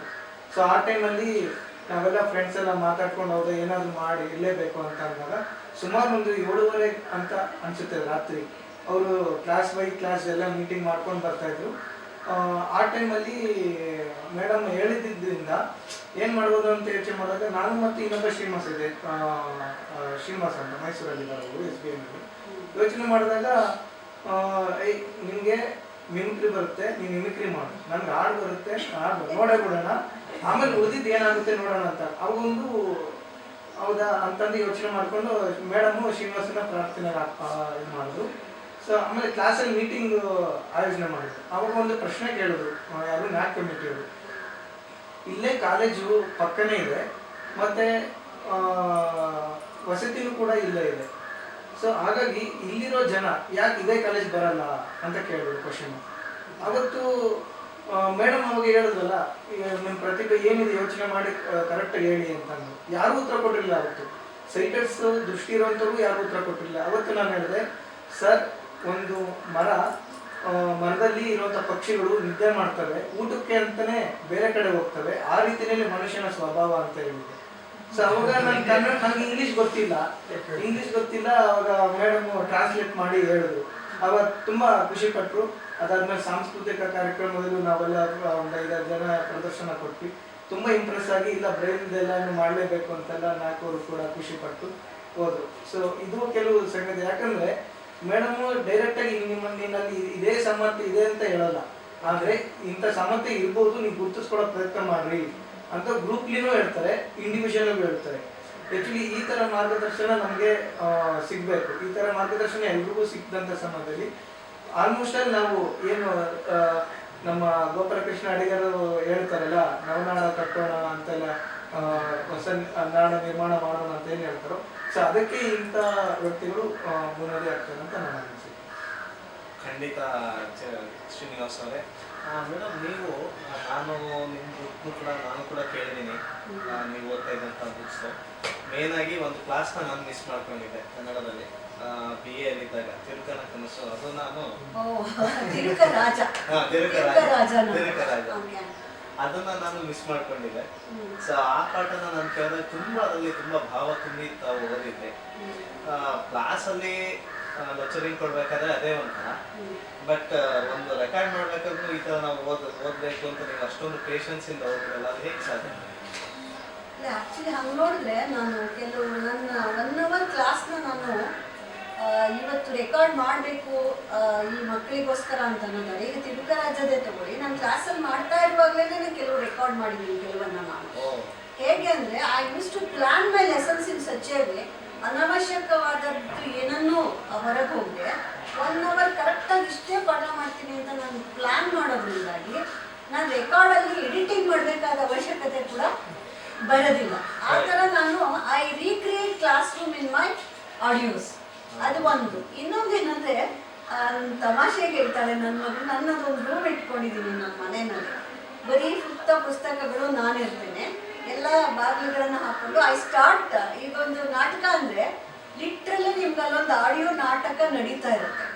ಸೊ ಆ ಆಡಿಯೋ ಅದಕ್ಕೇನು ಬೇಕಾದ್ರೆ ವಾಯ್ಸ್ ಮಾಡ್ಯುಲೇಷನ್ಸ್ ಅದೆಲ್ಲ ಕೊಟ್ಕೊಂಡು, ನೀವು ಸ್ಮಶಾನ ಕುರುಕ್ಷೇತ್ರದಲ್ಲಿ ನೋಡಿರ್ಬೋದು, ಭೀಮನ ಮಾತಿಗೂ ಪಿಚಾಚಿಗಳ ಮಾತಿಗೂ ಕುಂತಿಯ ಮಾತಿಗೂ ಒಂದು ವಾಯ್ಸ್ ಮಾಡ್ಯುಲೇಷನ್ಸ್ ಎಲ್ಲ ಮಾಡಿದ್ದೀನಿ.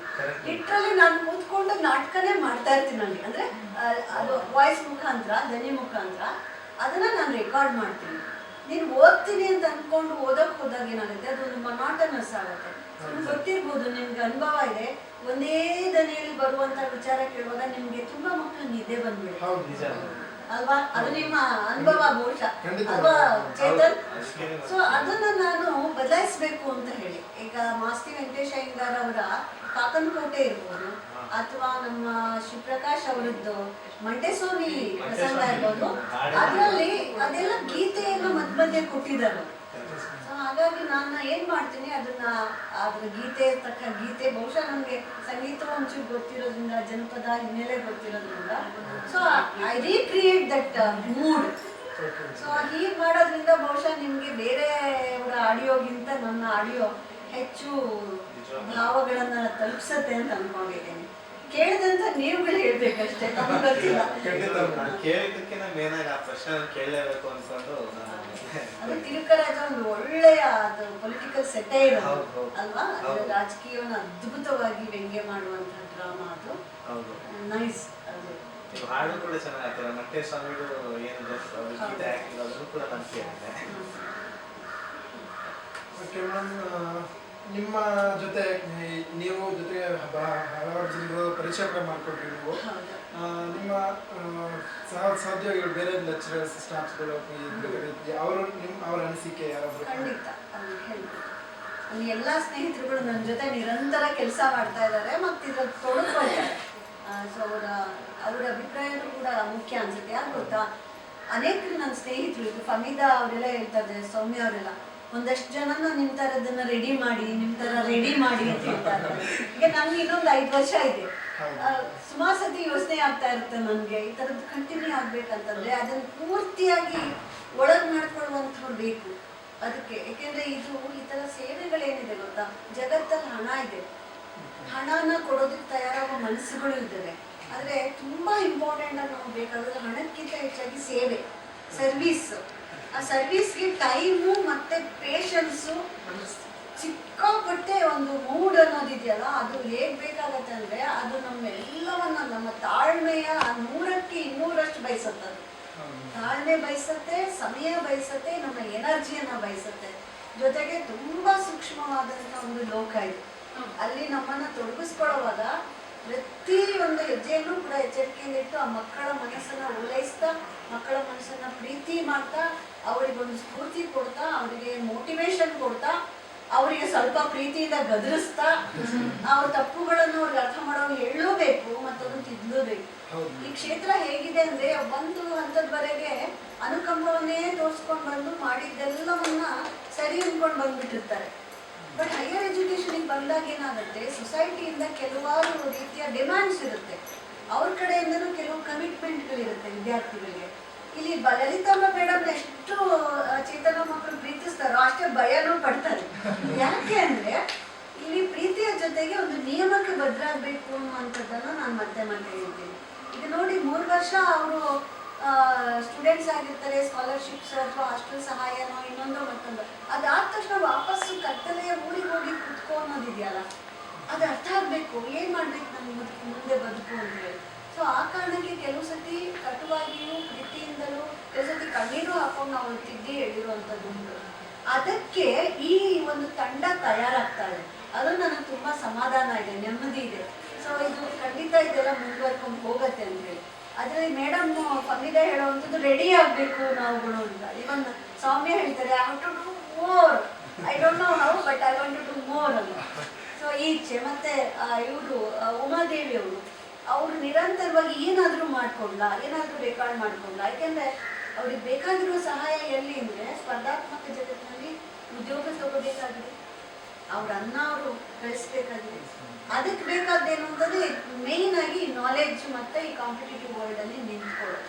ಸೊ ನಮ್ಮ ಪ್ರೀತಿ ಒಂದು ಹೊತ್ತಿನ ಊಟ ಅವರಿಗೆ ನಾಳೆಗಳನ್ನು ಕೊಡಲ್ಲ ಅಲ್ವಾ? ಸೊ ನಾವು ಸಾಲಿಡ್ ಆಗಿ ಮಾಡಬೇಕಾಗಿರೋದೇನಂತಂದರೆ ಅವರನ್ನ ಎಂಪವರ್ ಮಾಡಬೇಕಾಗಿದೆ. ಸೊ ಈಗ ನಮ್ಗೆ ಭಾಳ ಮುಖ್ಯವಾಗಿ ಹೆಲ್ತ್ ಫೌಂಡೇಶನ್ ಅವರು ನಮ್ಮ ಜೊತೆಗೆ ಸೇರ್ಕೊಂಡಿದ್ದಾರೆ. ಮತ್ತು ಈವೆಂಟ್ ಅಂತ ಒಂದು ಪ್ರೋಗ್ರಾಮ್ ಮಾಡ್ತಾ ಇದ್ದೀವಿ.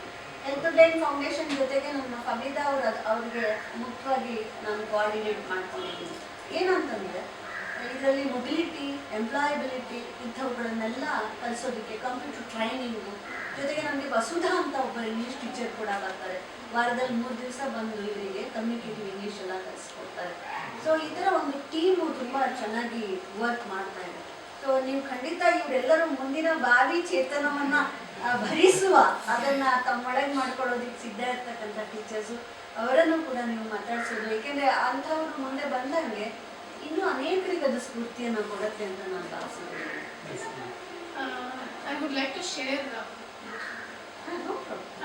to share one experience with you all. In 2010, I was transferred to this college, and when I was teaching in a BA class, I saw a student who was blind, and this was a first experience for me because I had never taught visually challenged students.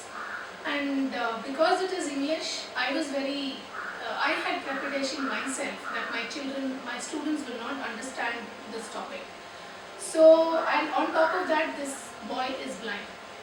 So, whatever I was writing on the board, surely he couldn't see. And what I had to say, what I was saying out loud, I felt many students were not even with me in an arts class. So, I was like, what to do? I had this question, and then I saw Madam working in this Chetana unit. I approached her and I asked her for what I can do, and she suggested the audio recording. That is how the journey and the association with Chetana started. But I am very happy to say that it has not stopped there. And Madam herself is a very resourceful, motivating personality. She is guiding us all the time. And what I feel what we are doing now is we are going in the right direction, and we need to proceed further in this way. Because as Madam said, it's not just only the timely help that is required. It is the empowerment for the future which is going to make a difference in their lives. So I should thank Chetana for enabling me.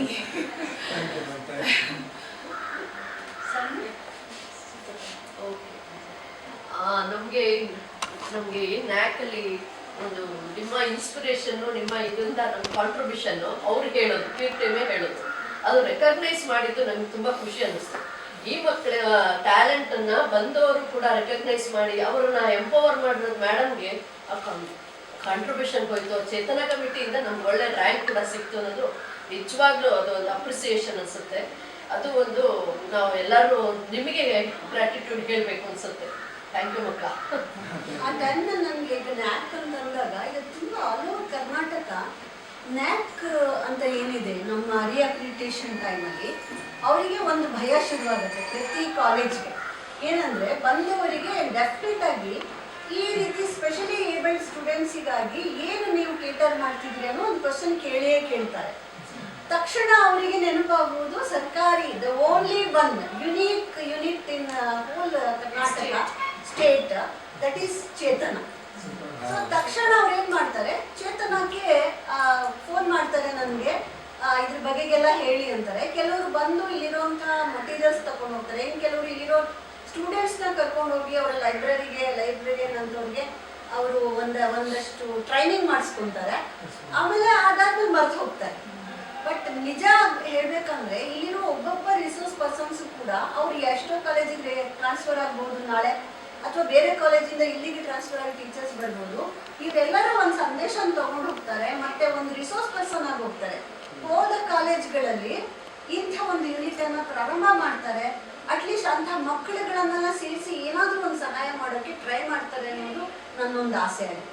So we have to and it is necessary now to empower and make aware of librarians and computer science teachers and like-minded teachers to get themselves aware of these things. ತುಂಬಾ important ಅಂತ ನನಗೆ ಅನ್ಸುತ್ತೆ. ಇದು just ನ್ಯಾಕ್ಗಾಗಿ ಅಲ್ಲ ಅದು. ಆಮೇಲೆ ನಾನು ಹೇಳ್ತೇನೆ 88 ಅಂಡ್ ಆನ್ವರ್ಡ್ಸ್ ಇವತ್ತು ಇಡೀ ಹೋಲ್ ಕರ್ನಾಟಕದಲ್ಲಿ ಹೈಯರ್ ಎಜುಕೇಶನ್ಗೆ ಬರ್ತಾ ಇರುವಂತಹ ವಿದ್ಯಾರ್ಥಿಗಳ ಸಂಖ್ಯೆ ತುಂಬಾ ಜಾಸ್ತಿ ಆಗಿದೆ. ಯಾಕೆ ಅಂದ್ರೆ ತಂತ್ರಜ್ಞಾನದ ಬೆಳವಣಿಗೆ. ಇವತ್ತು ಇನ್ನೊಂದು 5 ವರ್ಷದಲ್ಲಿ ನಮ್ಮ ಹುಡುಗರೆಲ್ಲ ಕಂಪ್ಯೂಟರ್ ಆನ್ಸರ್ ಮಾಡೋ ಹಂಗಾಗ್ಬೇಕು.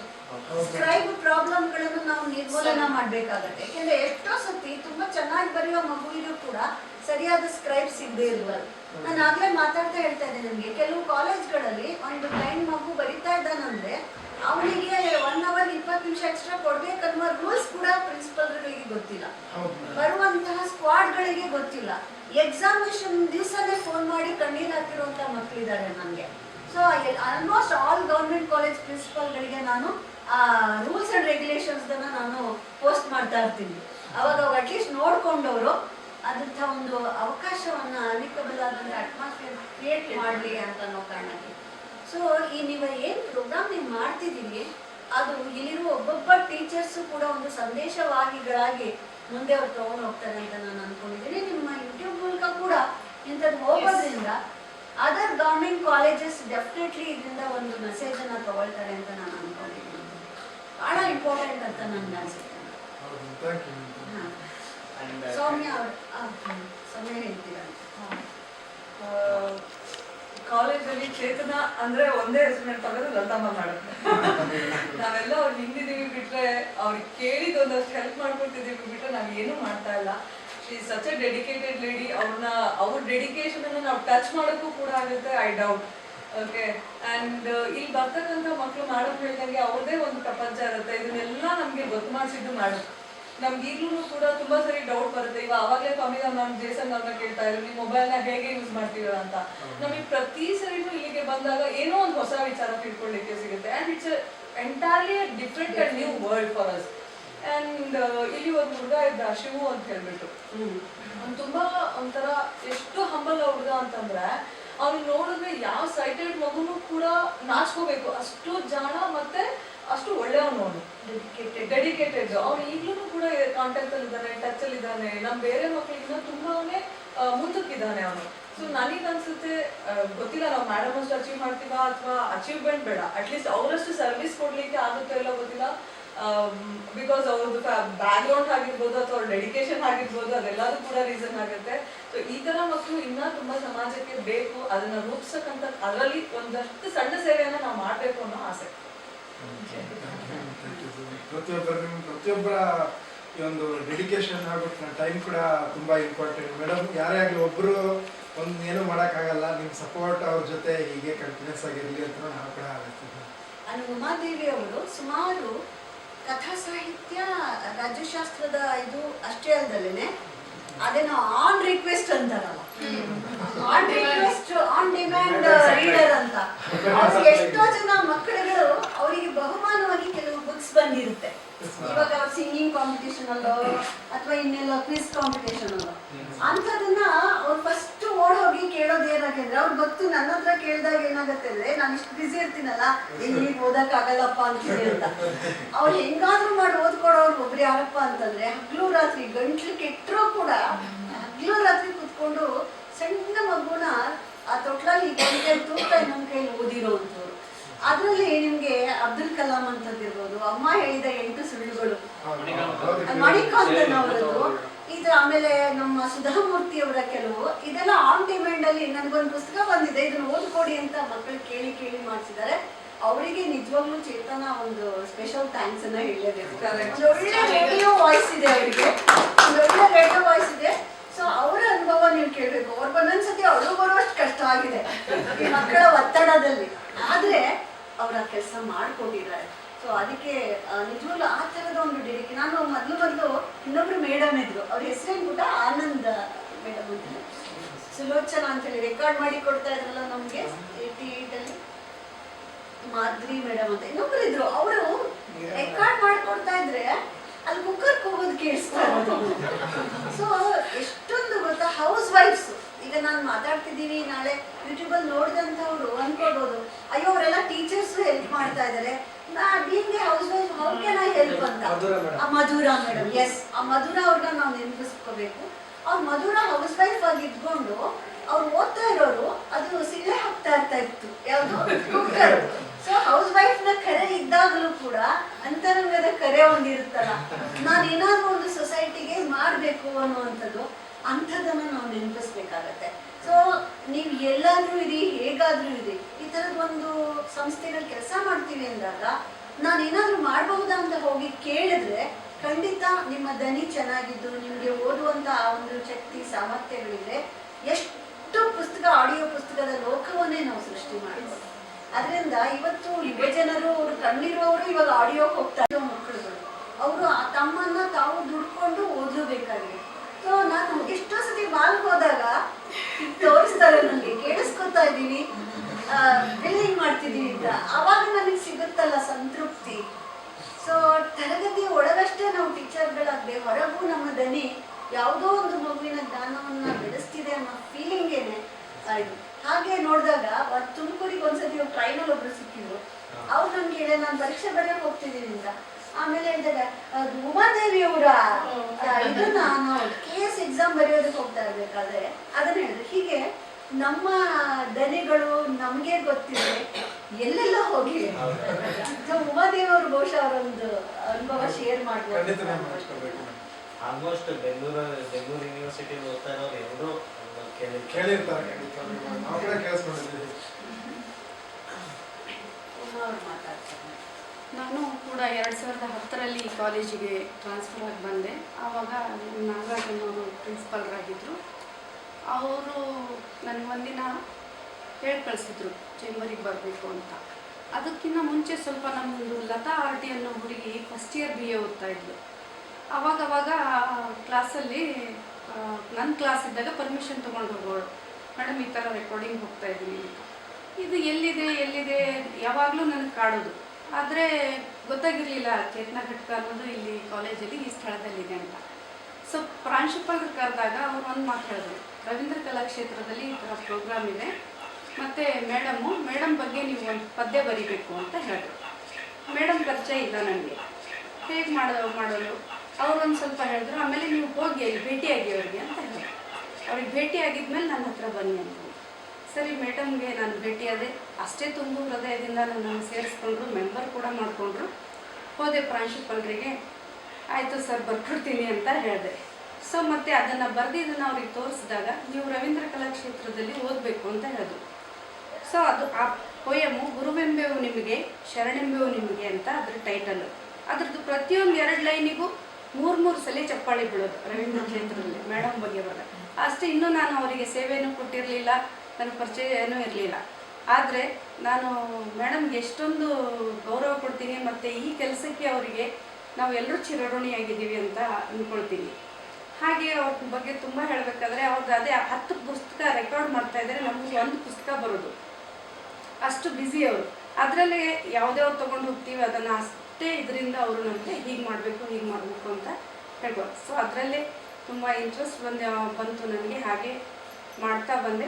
ಆದರೆ ನಾನು ತುಂಬ ಸಣ್ಣ ಸೇವೆ ಅವ್ರ ಎದುರುಗಡೆ, ಇದೊಂದು ಏನೂ ಅಲ್ಲ, ಅವ್ರು ಹೇಳ್ತಾರೆ ಅಷ್ಟೇ. ಮತ್ತು ನಮ್ಮ ಮಕ್ಕಳದೊಂದು ಡಿಮಾಂಡ್ ಬಂತು, ಚೇತನ ಘಟಕದೊಂದು ಪ್ರೋಗ್ರಾಮ್ ಇತ್ತು, ಚೇತನ ಡೇ ಅಂತ. ಮೇಡಮ್ ನಾವು ಮೇಡಮ್ ಬಗ್ಗೆ ಒಂದು ಹಾಡು ಹೇಳಲೇಬೇಕು, ಅಲ್ಲಿ ನಮಗೊಂದು ಪದ್ಯ ಬೇಕೇ ಬೇಕು ಅಂತ ಹೇಳಿದ್ರಲ್ಲಿ. ಈ ಪದ್ಯ ನನಗೆ ನೆನಪಿಲ್ಲ, ಇದ್ರದ್ದು ಹೇಳ್ತೀನಿ. ಗೆಲುವು ನಿನ್ನ ಕೈಯಲ್ಲಿ, ಹರುಷ ನಿನ್ನ ಕೈಯಲ್ಲಿ, ಬಿಳಲು ಹಿಡಿದು ನಡೆಸುವಂಥ ಮನಸ್ಸು ನಿನ್ನ ಬಳಿಯಲ್ಲಿ.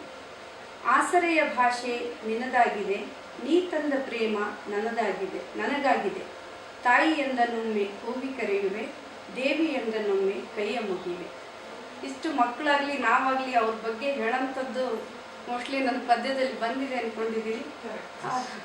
ಅಷ್ಟು ಅಂತ ನಾನು ದೇವರಿಗೆ ನೋಡಿಲ್ಲ, ಆದರೆ ಪ್ರತ್ಯಕ್ಷ ದೇವರಿಗೆ ನೋಡಬೇಕಾದ್ರೆ ಮಾಡಬೇಕಾದ್ರೆ ಆ ತಾಯಿನೇ ಅಂತ ಅಂದ್ಕೊಂಡಿದ್ದೀನಿ. ನನ್ನ ಜೀವನದಲ್ಲಿ ತುಂಬ ಬದಲಾವಣೆಗಳನ್ನು ಅವ್ರು ತಂದಿದ್ದಾರೆ.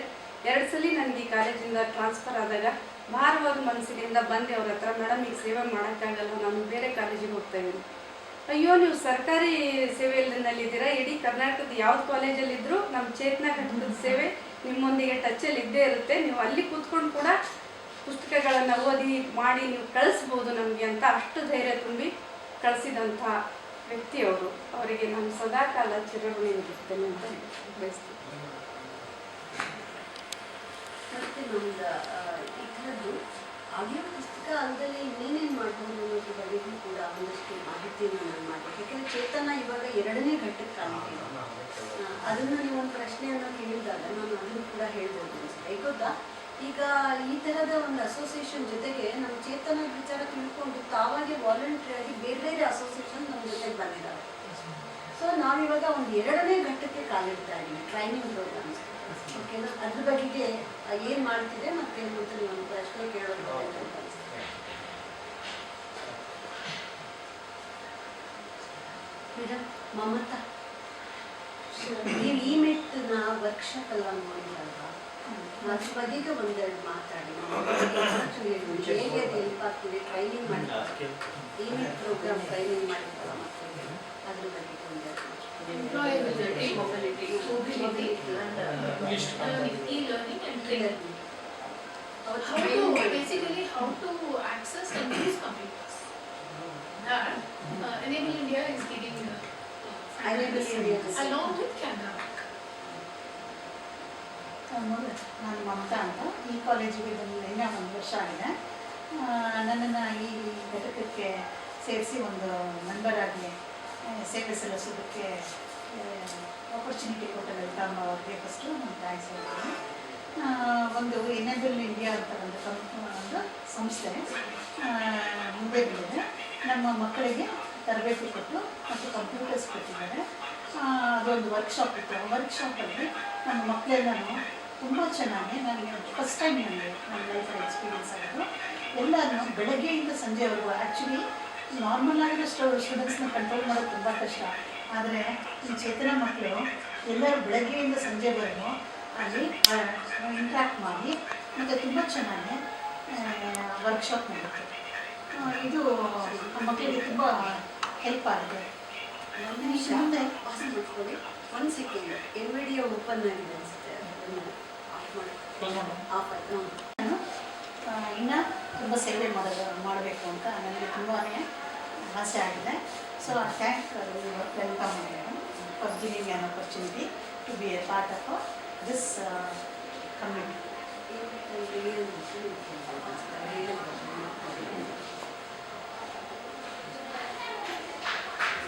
ಮೇಡಮ್, ಇದು ಚೇತನ ಘಟಕ ಏನು ಧ್ವನಿ ಮುದ್ರಣ ಮಾಡ್ಕೊಡ್ತೀವಿ ಅಂತ ಹೇಳ್ತಾ ಇದ್ದೀವಿ ಸ್ಟೂಡೆಂಟ್ಸ್ಗಳಿಗೆ.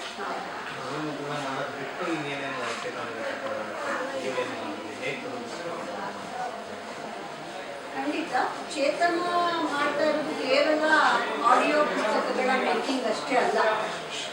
ಚೇತನದಲ್ಲಿ ಬಹಳ ಮುಖ್ಯವಾಗಿ ನಾವು 3 ಥರದ ಕೆಲಸಗಳನ್ನು ಮಾಡ್ತಾ ಇರ್ತೀವಿ.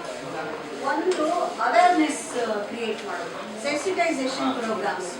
ಯಾಕೆಂದರೆ ನಮ್ಗೆ ಇವತ್ತು ಅವರಿಗೆ ಎಂಪವರ್ ಮಾಡುವಂಥದ್ದು ಒಂದು ಕಡೆ ಆದರೆ, ಸಮಾಜವನ್ನು ಅವರ ಪರವಾಗಿ ಕೆಲಸ ಮಾಡೋದಕ್ಕೆ ಮತ್ತು ಆ ಪ್ರಪಂಚವನ್ನು ಅರ್ಥ ಮಾಡ್ಕೊಳ್ಳೋದಕ್ಕೆ, ಅವರ ಜೊತೆಗೆ ಒಡನಾಡುವುದಕ್ಕೆ ವಿದ್ಯಾರ್ಥಿಗಳನ್ನು, ಅಧ್ಯಾಪಕರನ್ನು, ನೆರೆಹೊರೆಯವರನ್ನು, ಕಚೇರಿ ಸಿಬ್ಬಂದಿಯವರನ್ನು ಇವನ್ನೆಲ್ಲ ಒಂದು ಸೆನ್ಸಿಟೈಸ್ ಮಾಡೋದು ಕೂಡ ಅಷ್ಟೇ ಇಂಪಾರ್ಟೆಂಟ್ ಆಗಿದೆ. ಸೊ ನಮ್ಮ ಒಂದು ಈ ವಿದ್ಯಾ ಶಿಕ್ಷಣ ವ್ಯವಸ್ಥೆ ಒಳಗಡೆ ಏನಾಗಿರುತ್ತೆ ಅಂದರೆ, ಹೈಸ್ಕೂಲ್ವರೆಗೂ ನಿಮ್ಗೆ ಗೊತ್ತಿರೋ ಹಾಗೆ ನಿಮ್ಮದೇ ಒಂದು ಪ್ರಪಂಚ, ನಿಮ್ಮದೇ ಬೇರೆ ಸ್ಕೂಲ್ಗಳಾಗಿರೋದ್ರಿಂದ ಅಲ್ಲಿಂದ ನಮ್ಮ ವಿದ್ಯಾರ್ಥಿಗಳಿಗೆ ಮತ್ತು ನಮ್ಮ ನಾರ್ಮಲ್ ಟೀಚರ್ಸ್ಗೆ ನಿಮ್ಮ ಜೊತೆಗೆ ಹೇಗೆ ಒಡನಾಡಬೇಕು, ನಿಮಗೆ ಕಲಿಸುವ ಪ್ರಕ್ರಿಯೆ ಹೇಗೆ ಅನ್ನೋದು ಗೊತ್ತಿಲ್ಲ. ಒಬ್ಬ ಸಹ ಅಧ್ಯಾಪಕರಾಗಿಯೋ ಅಥವಾ ಒಂದು ಸಹೋದ್ಯೋಗಿಯಾಗಿಯೋ ಅಥವಾ ಸಹಪಾಠಿಯಾಗಿಯೋ ಹೇಗೆ ನಿಮ್ಮಗಳ ಜೊತೆಗೆ ವರ್ತಿಸಬೇಕು ಅನ್ನೋದು ಗೊತ್ತಿಲ್ಲ. ಯಾಕೆಂದರೆ ಈಗಲೇ ನಿಮಗೂ ಅನೇಕರಿಗೆ ಅನುಭವ ಆಗಿರ್ಬೋದು, ನೀವು ಕಚೇರಿಯಲ್ಲಿ ಕೆಲಸ ಮಾಡುವಾಗ ನಿಮ್ಮ ಸಹೋದ್ಯೋಗಿಗಳು ನಿಮ್ಮ ಜೊತೆಗೆ ಹೇಗೆ ಒಡನಾಡಬೇಕು ಅಂತಲೇ ಗೊತ್ತಿಲ್ಲ ಅನೇಕರಿಗೆ. ಅದೇ ತರಹನೇ ಈ ಕಾಲೇಜ್ಗಳಲ್ಲೂ ಇದೊಂದು ಪ್ರಾಬ್ಲಮ್ ಇರುತ್ತೆ. ಹಾಗಾಗಿ ಸೆನ್ಸಿಟೈಸೇಷನ್ ಪ್ರೋಗ್ರಾಮ್, ಅದರ್ ಸೈಟೆಡ್ ಸ್ಟೂಡೆಂಟ್ಸ್ನ ಸೆನ್ಸಿಟೈಸ್ ಮಾಡುವಂಥ ಕೆಲಸವನ್ನು ಒಂದು ಕಡೆ ಮಾಡ್ತಾ ಇರ್ತೀವಿ. ಇನ್ನೊಂದು ಪ್ರೋಗ್ರಾಮ್ ಏನಂದರೆ ಎಂಪವರ್ಮೆಂಟ್ ಪ್ರೋಗ್ರಾಮ್. ಎಂಪವರ್ಮೆಂಟ್ ಪ್ರೋಗ್ರಾಮ್ ಒಳಗಡೆ ಒಂದು ಅಕಾಡೆಮಿಕ್ಸ್ಗೆ ಬೇಕಾಗಿರುವಂತಹ ರೆಕಾರ್ಡಿಂಗು ಮತ್ತೆ ಸ್ಪೆಷಲ್ ಕ್ಲಾಸಸ್ಸು ಮತ್ತೆ ಸ್ಲೋ ಲರ್ನರ್ಸ್ಗೆ ಬೇಕಾಗಿರುವಂತಹ ಒಂದು motivating classes, pre examination tips classes, ಹಾಗೇನೆ ಸ್ಪರ್ಧಾತ್ಮಕ ಜಗತ್ತಿಗೆ ಪರೀಕ್ಷಾ ಪೂರ್ವಕವಾಗಿ ಅದು SDC ಇರ್ಬೋದು, FDC ಎಕ್ಸಾಮ್ಸ್ ಇರ್ಬೋದು, ರೈಲ್ವೇಸ್ ಇರ್ಬೋದು, ಇವುಗಳಿಗೆ ಬೇಕಾದಂತಹ ಆಡಿಯೋ ಪುಸ್ತಕಗಳನ್ನ ನಾವು ತಯಾರು ಮಾಡೋದ್ರ ಜೊತೆಗೆ ಮತ್ತೆ ಇನ್ನೆಲ್ಲಲ್ಲಿ ಸಿಗುತ್ತೆ ಅದನ್ನ ಪಡ್ಕೊಳ್ಳೋದ್ರ ಜೊತೆಗೆ ಇಲ್ಲಿ ಅವರಿಗೆ ಟ್ರೈನಿಂಗ್ ಮಾಡಿಸ್ತೀವಿ. ಅದನ್ನ ತರಬೇತಿ ಶಿಬಿರಗಳು, ಸ್ಪರ್ಧಾತ್ಮಕ ಪರೀಕ್ಷೆಗಳಿಗೆ ಸಿದ್ಧವಾಗುವುದು ಹೇಗೆ ಅಂತ. ಅದಕ್ಕೆ ನಾವು ಕೆಲವು ಸರ್ತಿ ಹೊರಗಿನ ಈಗ ವಿದ್ಯಾಮೃತ ಮುಂತಾದಂತಹ ಕೆಲವು ಟ್ರೈನಿಂಗ್ ಸ್ಕೂಲ್ಸೇ ಇದೆ ನೋಡಿ, ತರಬೇತಿ ಕೊಡುವಂಥವ್ರು ಸ್ಪರ್ಧಾತ್ಮಕ ಪರೀಕ್ಷೆಗೆ, ಅವರನ್ನ ಕರೆಸಿ ಅವರಿಗೆ ಒಂದು ಬ್ರೈನ್ ಸ್ಟಾರ್ಮಿಂಗ್ ಸೆಷನ್ ತರ ಒಂದು 8 ದಿನ 10 ದಿನ ಅರ್ಧದನ ಮಾಡಿಸ್ತೀವಿ. ಇದು ಇನ್ನೊಂದು ರೀತಿಯಲ್ಲಿ ಎಂಪವರ್ಮೆಂಟ್ ಪ್ರೋಗ್ರಾಮ್. ಇನ್ನೊಂದು ಬಹಳ ಮುಖ್ಯವಾಗಿ ನಾವು ಇವತ್ತು ಉದ್ಯೋಗವನ್ನ ನಮ್ಮ ಮಕ್ಕಳಿಗೆ ಕಲ್ಪಿಸ್ಕೊಡ್ಬೇಕಾಗಿದೆ. ಈ 3 ವರ್ಷ ನಾವು ಏನೇನು ಕಲಿಸ್ತೀವಿ ಅದು ನಿಜವಾಗಿ ಅವರಿಗೆ ಎಂಪ್ಲಾಯಬಿಲಿಟಿಯನ್ನ ಕೊಡ್ತಾ ಇದೆಯಾ ಅಂತ ಒಂದು ಪ್ರಶ್ನೆ ಹಾಕೊಂಡ್ರೆ ನಾವೆಲ್ಲ ಟೀಚರ್ಸು ಖಂಡಿತ ಇಲ್ಲ. ನಾವೇನ್ ಮಾಡ್ತಿದ್ವಿ, ಅವರಿಗೆ ಪರೀಕ್ಷೆ ಬರೆಯುವುದಕ್ಕೆ ಸಿದ್ಧತೆ ಮಾಡ್ತಾ ಇದ್ದೀವಿ, ಸಹಾಯ ಮಾಡ್ತಿದ್ದೀವಿ. ಪರೀಕ್ಷೆಯ ಮಾರ್ಕ್ಸ್ಗಳು ನಿಜವಾಗಿಯೂ ನಮ್ಮ ವಿಜುವಲಿ ಇಂಪೇರ್ಡ್ ಮಕ್ಕಳಿಗೆ ಉದ್ಯೋಗ ಕೊಡುತ್ತಾ ಅಂತ ಪ್ರಶ್ನೆ ಮಾಡ್ಕೊಂಡ್ರೆ ಜೇಸನ್ ನಿಜವಾಗ್ಲೂ ಹೇಳ್ತೇನೆ, ಇವತ್ತು ಬರೀ BA ಡಿಗ್ರಿಯ ಸರ್ಟಿಫಿಕೇಟ್ ಅಥವಾ ಅಂಕಗಳಾಗ್ಲಿ, ನಮ್ಮ ಎಷ್ಟೋ ಮಕ್ಕಳು ಪೋಸ್ಟ್ ಗ್ರಾಜುಯೇಷನ್ ಕೂಡ ಮಾಡಿದ್ದಾರೆ, ಆ ಸರ್ಟಿಫಿಕೇಟ್ಸ್ ಆಗಲಿ ನಿಜವಾಗ್ಲೂ ಎಂಪ್ಲಾಯಬಿಲಿಟಿಯನ್ನ ಅದು ಹೆಚ್ಚು ಮಾಡಲ್ಲ. ಹಾಗಾದ್ರೆ ಇವತ್ತು ಎಂಪ್ಲಾಯಬಿಲಿಟಿ ಎನ್ನುವಂಥದ್ದು ಅಥವಾ ಇವತ್ತು ಮಾರ್ಕೆಟ್ ಡಿಮ್ಯಾಂಡ್ ಅನ್ನೋದು ಹೇಗಿದೆ ಅಂದ್ರೆ, ನಿನಗೆ ಇಂಗ್ಲಿಷ್ ಗೊತ್ತಿರಬೇಕು, ನಿನಗೆ ಕಂಪ್ಯೂಟರ್ ಗೊತ್ತಿರಬೇಕು, ಅಥವಾ ಬೇರೆ ತರಹದ ಒಂದು ಟೆಕ್ನಿಕಲ್ ಸ್ಕಿಲ್ಸ್ ಇರಬೇಕು. ಅದರಲ್ಲೂ ನಮ್ಮ ವಿದ್ಯಾರ್ಥಿಗಳಿಗೆ ಬಹಳ ಮುಖ್ಯವಾಗಿ ಟಚ್ ಅಲ್ವಾ. ಇವಾಗ ಉದ್ಯೋಗ ಕ್ಷೇತ್ರದ ಒಳಗಡೆಗೆ ಎನೇಬಲ್ ಇಂಡಿಯಾ ಅಂತ ಸಂಸ್ಥೆ ನಮ್ಮ ವಿಜುವಲಿ ಇಂಪೇರ್ಡ್ ಅವರೇ ಮಾಡಬಹುದಾದ ಸುಮಾರು 50 ರಿಂದ 60 ಬಗೆಯ ಉದ್ಯೋಗಗಳು ಯಾವುದು ಅನ್ನೋದು ಐಡೆಂಟಿಫೈ ಮಾಡಿದ್ದಾರೆ. ಹೌದಾ? ಆ ಉದ್ಯೋಗಗಳನ್ನು ನಮ್ಮ ಮಕ್ಕಳು ತಗೊಳ್ಬೇಕು. ಈಗ ಸರ್ಕಾರಿ ಉದ್ಯೋಗಗಳಲ್ಲಿ ಒಂದಷ್ಟು ತಯಾರಿ ಮಾಡ್ಕೊಂಡು FDC ADF ಎಷ್ಟು ಜನಕ್ಕಪ್ಪ ಸಿಗುತ್ತೆ ಸರ್ಕಾರಿ ಉದ್ಯೋಗ ಅಲ್ವಾ. ಬ್ಯಾಂಕ್ ಉದ್ಯೋಗಕ್ಕೆ ತರಬೇತಿ ಆಗ್ಬೇಕು ಅಂದ್ರೆ ಎಲ್ಲ ಆರ್ಟ್ಸ್ ಓದ್ತಾರೆ ಮಕ್ಕಳು, ಅವ ಎಲ್ಲ ಆರ್ಟ್ಸ್ ಓದುವ ಮಕ್ಕಳಿಗಳಿಗೆ ಬ್ಯಾಂಕಿಗೆ ಬೇಕಾದ ತರಬೇತಿ ಹೆಚ್ಚಿಲ್ಲ. ಎಲ್ಲೋ ಕೆಲವರು ವಿಶೇಷ ಅಧ್ಯಯನವನ್ನು ಮಾಡ್ಕೊಂಡು ಬ್ಯಾಂಕ್ಗಳಿಗೆ ನಿಮ್ಮಂತ ವಿದ್ಯಾರ್ಥಿಗಳು ಕಷ್ಟಪಟ್ಟು ಸೇರ್ಕೊಂಡಿದ್ದೀವಿ, ಮತ್ತೆ ಈಗ ತರಬೇತಿ ತಗೊಂಡು ಮುಂದುವರಿತಾ ಇದ್ದೀವಿ. ಆದ್ರೆ ನಾವು ಇವತ್ತು ಕಾರ್ಪೊರೇಟ್ ಜಗತ್ತಿಗೆ ನಮ್ಮ ವಿದ್ಯಾರ್ಥಿಗಳಿಗೆ ಬರೀ ಒಂದು BA ಸರ್ಟಿಫಿಕೇಟ್ ಅನ್ನ MA ಸರ್ಟಿಫಿಕೇಟ್ ಕೊಟ್ರೆ ಅದು ಉದ್ಯೋಗವನ್ನ ಕೊಡಲ್ಲ. ಈ ಸಂದರ್ಭದಲ್ಲಿ ನಮಗೆ ಹೆಲ್ಪ್ ಮಾಡ್ತಾ ಇರುವಂತದ್ದು ಈ ರೀತಿಯಲ್ಲಿ ನಮ್ಮನ್ನ ಬೇರೆ ಒಂದು 2ನೇ ಘಟ್ಟದಲ್ಲಿ ಯೋಚನೆ ಮಾಡೋಕ್ಕೆ ಅವಕಾಶ ಆದದ್ದು ಅಂದ್ರೆ, not only giving degree certificate to the visually impaired students but also employability skills ಕೊಡಬೇಕು ಅಂತ. ಸೊ ಇದಕ್ಕೆ ನಮಗೆ ನಮ್ಮ ಜೊತೆಗೆ ಈ 3 ವರ್ಷಗಳಿಂದ ಅಸೋಸಿಯೇಟ್ ಆಗಿ ನಮ್ಮ ಅನೇಕ ಪ್ರತಿಭಾನ್ವಿತ ಮಕ್ಕಳಿಗಳಿಗೆ ಒಂದು ಪ್ರತಿ ವರ್ಷ ಸ್ಕಾಲರ್ಶಿಪ್ ಕೊಡ್ತಾ ಇರುವಂಥವ್ರು ಹೆಲ್ಪ್ ದ ಬ್ಲೈಂಡ್ ಫೌಂಡೇಶನ್ ಅವರು ಇಡೀ ಭಾರತದಾದ್ಯಂತ 8 ಶಾಲೆಗಳನ್ನು ಗುರುತಿಸಿದ್ದಾರೆ, ಈ ಥರದ್ದು ಕಾಲೇಜ್ಗಳನ್ನು. ಅದರಲ್ಲಿ ನಮ್ಮ ಇಡೀ ಕರ್ನಾಟಕದಲ್ಲಿ ನಮ್ಮ ಕಾಲೇಜನ್ನು ಅವರು ಗುರುತಿಸಿದ್ದಾರೆ. ಏನ್ ಮಾಡ್ತಿದ್ದಾರೆ ಅಂದ್ರೆ ಅವರು ಈ ಎಂಪ್ಲಾಯಬಿಲಿಟಿ, ಮೊಬಿಲಿಟಿ ಮತ್ತು ಎಜುಕೇಶನ್ ಇವು 3 ಕೂಡ ಒಟ್ಟಾಗಿ ಹೋಗ್ಬೇಕು. ಸ್ವತಂತ್ರವಾಗಿ ತನ್ನ ಸ್ಟಿಕ್ಕನ್ನ ಹಿಡ್ಕೊಂಡು ಒಬ್ಬ ಆತ್ಮವಿಶ್ವಾಸದಿಂದ ಬೆಳಗ್ಗೆ ಎದ್ದು ಕರೆಕ್ಟ್ ಟೈಮಿಗೆ ಒಂದು ಆಫೀಸಿಗೆ ಹೋಗ್ಬೇಕು, ಅವನು ಈ ಶಿಸ್ತು ಕಲಿಬೇಕು. ಜೊತೆಗೆ ಕಚೇರಿಯಲ್ಲಿ ಬರುವಂತಹ ಇವತ್ತಿನ ಎಲ್ಲ ಬಗೆಯ ಚಾಲೆಂಜಿಂಗ್ ಆದ ಕೆಲಸವನ್ನ ಮಾಡಬಲ್ಲೆ ತಂತ್ರಜ್ಞಾನದ ಸಹಾಯದಿಂದ ಅಂತ ಅವನು ಪ್ರೂವ್ ಮಾಡಬೇಕು. ಆವಾಗಲೇ ಅವನಿಗೆ ಕೆಲಸ ಅಥವಾ ಅವಳಿಗೆ ಕೆಲಸ ಸಿಕ್ಕೋಕ್ ಸಾಧ್ಯ. ಹಾಗಾಗಿ ಒಂದು ಕಡೆ ನಾವು ಕಂಪ್ಯೂಟರ್ ಟ್ರೈನಿಂಗ್ ಮಾಡ್ತಾ ಇದ್ದೀವಿ. ಎನೇಬಲ್ ಇಂಡಿಯಾ ಅದ್ಭುತವಾದಂತಹ ಒಂದು ಪಠ್ಯವನ್ನ ರೆಡಿ ಮಾಡಿದೆ, ಸಿಲೆಬಸ್ ಅನ್ನು. ಹೇಗೆ ಅವರಿಗೆ ಕಂಪ್ಯೂಟರ್ ತರಬೇತಿ ಮಾಡಬೇಕು, ಅದು ಕೀಬೋರ್ಡ್ ಓರಿಯೆಂಟೇಷನ್ ಇಂದ ಹಿಡಿದು ವರ್ಡ್ ಅನ್ನ ರೆಡಿ ಮಾಡೋದ್ರಿಂದ ಹಿಡಿದು ಆ ಒಂದು ಕನ್ವರ್ಸೇಷನ್ಸ್ ಅನ್ನ ಮಾಡುವಂಥದ್ರಿಂದ ಹಿಡಿದು ಅದ್ಭುತವಾದ ರೀತಿಯಲ್ಲಿ ಅದನ್ನ ಕಲಿಸ್ಬೇಕಾಗಿದೆ. ಸೊ ಅಂಥದ್ದಕ್ಕೆ ಟ್ರೈನ್ಡ್ ಟೀಚರ್ಸ್ ಏನಿದ್ದಾರೆ, ಇಲ್ಲಿಂದ ಹೋದ ನಮ್ಮ ಅನೇಕ ವಿದ್ಯಾರ್ಥಿಗಳು ಎನೇಬಲ್ ಇಂಡಿಯಾ ಅಂತ ಕಡೆಯಲ್ಲಿ ಕಂಪ್ಯೂಟರ್ ಟ್ರೈನ್ಡ್ ಆಗಿರೋರನ್ನ ನಮಗೆ ಅವರು ಎಂಪ್ಲಾಯ್ ಮಾಡಿ ಅವರನ್ನ ತಗೊಂಡು ಅಪಾಯಿಂಟ್ ಮಾಡಿಕೊಂಡು ನಮಗೆ ಕೊಟ್ಟಿದ್ದಾರೆ. ಸೊ ರೆಗ್ಯುಲರ್ ಆಗಿ ಈಗ ನಾವು 2 ವರ್ಷ ನಮ್ಮ ಚೇತನ ಕಂಟಿನ್ಯೂಸ್ ಆಗಿ ಅವರಿಗೆ ಈ ಎಂಪ್ಲಾಯಬಿಲಿಟಿ ಟ್ರೈನಿಂಗ್ ಅನ್ನ ಕೊಡ್ತಾ ಇದ್ದೀವಿ. Computer training. ಅದ್ರ ಜೊತೆಗೆ ಎಲ್ಲ ರೂರಲ್ ಮಕ್ಕಳು ಬರ್ತಾರೆ, ಎಲ್ಲ ಕಾರ್ಪೊರೇಷನ್ ಶಾಲೆಗಳಲ್ಲಿ ಓದ್ಕೊಂಡು ಬಂದ ಮಕ್ಕಳಿಗೆ ಎಲ್ಲಿಯೂ ಕೂಡ ಇಂಗ್ಲೀಷ್ನ ಬೇಸಿಕ್ಗೆ ನಮಗೆ ಗೊತ್ತಿಲ್ಲದೇ ಇರುವಂಥ ಪರಿಸ್ಥಿತಿ ಇರೋದ್ರಿಂದ ಇವತ್ತು ಅವರಿಗೆ ಒಂದು ಕಮ್ಯುನಿಕೇಟಿವ್ ಇಂಗ್ಲೀಷನ್ನು ಕೂಡ ಕಲಿಸ್ಬೇಕಾಗುತ್ತೆ. ಸೊ ಒಂದು ನೀರು ಒಂದು ಗಾಳಿ ಅಂತ ನಾನು ಅನೇಕ ಸತಿ ಹೇಳ್ತಾ ಇದ್ದೀನಿ. ಕಂಪ್ಯೂಟರ್ ಮತ್ತು ಇಂಗ್ಲೀಷ್, ಒಂದು ನೀರು ಮತ್ತು ಗಾಳಿ ನಮ್ಮ ಬದುಕಿಗೆ ಅತ್ಯಂತ ಅವಶ್ಯಕವಾದದ್ದು. ಇವತ್ತು ನೀವು ಒಂದು ವಿಜುವಲಿ ಇಂಪೇರ್ಡ್ ಮಗುವಿಗೆ ಕಂಪ್ಯೂಟರ್ನ ತರಬೇತಿಯನ್ನು ಅವನ ಬೆರಳ ತುದಿಯಲ್ಲಿ ಜಗತ್ತಿನ ಯಾವ ವೆಬ್ಸೈಟಿಗೆ ಬೇಕಾದ್ರೂ ಹೋಗಿ ಎಲ್ಲಿ ಬೇಕಾದ್ರೂ ಹೋಗಿ ಬೇಕಾದ ಮಾಹಿತಿ ಪಡೆದುಕೊಳ್ಳುವ ಶಕ್ತಿಯನ್ನು ಕಚೇರಿಯಲ್ಲಿ ಒಂದು ಕಾರ್ಪೊರೇಟ್ ಆಫೀಸ್ಗಳಲ್ಲಿ ಮತ್ತು ಒಂದು ಬ್ಯಾಂಕಿಂಗ್ ಸೆಕ್ಟರ್ಗಳಲ್ಲಿ ತನ್ನ ಕಂಪ್ಯೂಟರ್ನೊಂದಿಗೆ ನೀವು ಮಾಡುವ ಎಲ್ಲ ಕೆಲಸವನ್ನು ಮಾಡಬಲ್ಲೆ, ಐ ಕ್ಯಾನ್ ಡೂ ದಟ್ ಅನ್ನುವಂಥ ಕಾನ್ಫಿಡೆನ್ಸನ್ನು ನಾವು ಇಲ್ಲಿ ಬೆಳೆಸಿ ಹೊರಗೆ ಬಿಡಬೇಕು ಅನ್ನೋದು ನಮ್ಮ ಉದ್ದೇಶ ಆಗಿದೆ. ಸೊ ಈ 3 ವರ್ಷಗಳು ಅಂಥ ತರಬೇತಿಯನ್ನು ಮಾಡುವುದಕ್ಕೆ ನಾವು ಹೊರಟಿದ್ದೇವೆ. ಜೊತೆಗೆ ನಮ್ಮ ಅನೇಕ ಸರ್ಕಾರಿ ಉದ್ಯೋಗಕ್ಕೆ ಹೋಗ್ತಾ ಇರುವಂಥ ಮಕ್ಕಳೇನಿದ್ದಾರಲ್ಲ ಅವರುಗಳಿಗೆ ಕನ್ನಡ ಕಂಪಲ್ಸರಿ. ಇವತ್ತು ಕಂಪ್ಯೂಟರ್ ನಿಮಗೆ ಕೊಡ್ತಾ ಇದೆ, ಲ್ಯಾಪ್ಟಾಪ್ಸ್ ಕೊಡ್ತಾ ಇದೆ ಸರ್ಕಾರ. ಅದ್ರ ಜೊತೆಗೆ ಒಂದು ರಿಕ್ವೆಸ್ಟ್ ಕೇಳಿತ್ತದು ಏನಂದ್ರೆ ಕನ್ನಡ ತಂತ್ರಾಂಶ ಕಲಿಸ್ಬೇಕು ಅಂತ. ಸರ್ಕಾರದ ಕಡೆಯಿಂದ ಒಂದು ಟ್ರೈನಿಂಗ್ ಇಟ್ಟಾಗ ನಿಜ ಹೇಳ್ಬೇಕಂದ್ರೆ ಅಲ್ಲಿ ಟ್ರೈನಿಂಗ್ ಬಂದವ್ರಿಗಿಂತ ನಮ್ಮ ಚೇತನದಿಂದ ಹೋದ ಮಕ್ಕಳು ಅಲ್ಲಿ ಕನ್ನಡವನ್ನ ಬೇರೆಯವರಿಗೆ ಕಲಿಸ್ಕೊಟ್ರು. ಬಹುಶಃ ಶ್ರೀನಿವಾಸ ಮೂರ್ತಿ ಅವರು, ವಿಜಯ್ ಕುಮಾರ್ ಅಂತವರು, ನಮ್ಮ ಬೇರೆ ಬೇರೆ ಶಂಕರವ್ವ ಅಂತಹ ವಿದ್ಯಾರ್ಥಿನಿಯರು ಅವರುಗಳು ಬೇರೆಯವರಿಗೆ ಕನ್ನಡದ ಟ್ರೈನಿಂಗ್ ಅನ್ನ ಕೊಟ್ಟರು. ಅಂದ್ರೆ ಕನ್ನಡವನ್ನು ನಾವು ಇಲ್ಲಿ ಅಷ್ಟು ಚೆನ್ನಾಗಿ ಕನ್ನಡ ಸಾಫ್ಟ್ವೇರ್ಗಳನ್ನು ಬಳಸೋದಕ್ಕೆ ಕನ್ನಡ ನುಡಿ ತಂತ್ರಾಂಶ ಬಳಸಿ ಪದ್ಯ ಬರೆಯಬಹುದು, ಕತೆ ಬರೀಬಹುದು, ಉತ್ತರ ಬರೀಬಹುದು, ಅಸೈನ್ಮೆಂಟ್ ಬರೀಬಹುದು, ಅಂಥ ಒಂದು ಟ್ರೈನಿಂಗನ್ನು ನಾವು ಕೊಡ್ತಾ ಇದ್ದೀವಿ. ನಾನು ಶ್ರೀನಿವಾಸ ಮೂರ್ತಿ ಅವ್ರ ಬ್ಯಾಚ್ಗಳನ್ನು ಮಾತಾಡ್ತಿದ್ದೆ, ನಿಮ್ಮ ಲೋಕದ ಭಾವನೆಗಳ ಕಥಾನಕಗಳನ್ನು ಬಿಡಿ. ಬೇರೆಯವ್ರಿಗೆ ಹೇಳಿ ಬರ್ಸೋದಂದ್ರೆ ಏನೋ ನಾಚಿಕೆ, ಏನೋ ಸಂಕೋಚ. ನನಗೆ ಕತೆ ಹೇಳ್ಬೇಕು ಅಂದಾಗ ಕೇಳಿಸ್ಕೊಂಡು ಬರೆಯೋನೊಬ್ಬ ಇರ್ಬೇಕಲ್ಲ, ಅವ್ನು ಬರೆಯೋಕೆ ರೆಡಿ ಆದಾಗ ನಮ್ ಕತೆ ಬರ್ಬೇಕಲ್ಲ ಅಲ್ವಾ? ಕ್ರಿಯೇಟಿವಿಟಿ ಅನ್ನೋದು ಯಾವಾಗ ಬರುತ್ತೆ ಗೊತ್ತಿಲ್ಲ.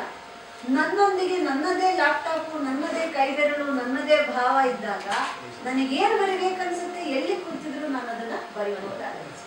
ಹಾಗೆ ನಿಮ್ಮ ಲೋಕದ ಕಥೆಗಳನ್ನ ಬರೀರಿ, ನಿಮ್ಮ ಲೋಕದ ಅನುಭವನ ಹಂಚ್ಕೊಳ್ಳಿ, ಪದ್ಯಗಳನ್ನ ಬರೀರಿ, ನಿಮ್ಮ ಎಲ್ಲ ವಿಚಾರಗಳನ್ನ ಬರೀರಿ. ನಿಮ್ಮಲ್ಲಿ ಒಂದು ಬರವಣಿಗೆ ಬೆಳಿಬೇಕು ಅಂತ ನಾನು ಹೇಳ್ತಿದ್ದೆ. ಇವಾಗ ಅಂಥ ಅನೇಕ ವಿಚಾರಗಳನ್ನ ಬರೆಯೋಕೆ ನಮ್ಮ ಹುಡುಗರು ಶುರು ಮಾಡಿದ್ದಾರೆ.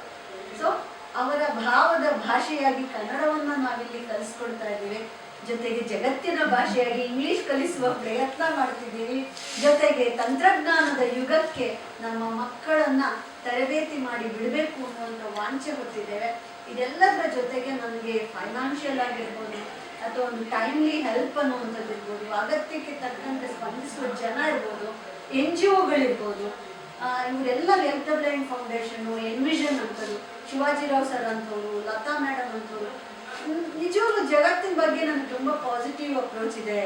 ಯಾಕೆ ಅಂದ್ರೆ ಒಳ್ಳೆ ಜನ ಇದ್ದಾರೆ, ತುಂಬಾ ಕೆಲಸ ಮಾಡ್ಬೇಕು ಅನ್ನೋ ತುಡಿತಾ ಇರೋ ಜನ ಇದ್ದಾರೆ. ಆದ್ರೆ ಎಲ್ಲಿ ಮಾಡ್ಬೇಕು, ಹೇಗ್ ಮಾಡ್ಬೇಕು, ಯಾರ ಜೊತೆ ಸೇರ್ಬೇಕು ಅನ್ನೋದು ಗೊತ್ತಾಗ್ತಿಲ್ಲ.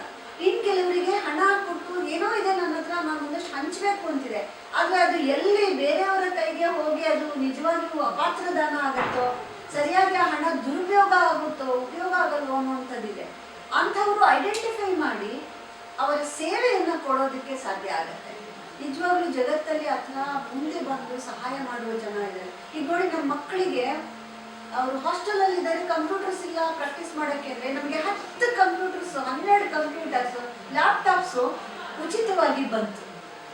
ಸೊ ಇದು ನಾನು ಏನು ಜಾದೂ ಮಾಡ್ತಾ ಇಲ್ಲ, ನಾನೇನು ಚಿಟಕಿ ಹೊಡೆದು ಅದನ್ನು ಸೃಷ್ಟಿ ಮಾಡೋಕ್ಕಾಗಲ್ಲ.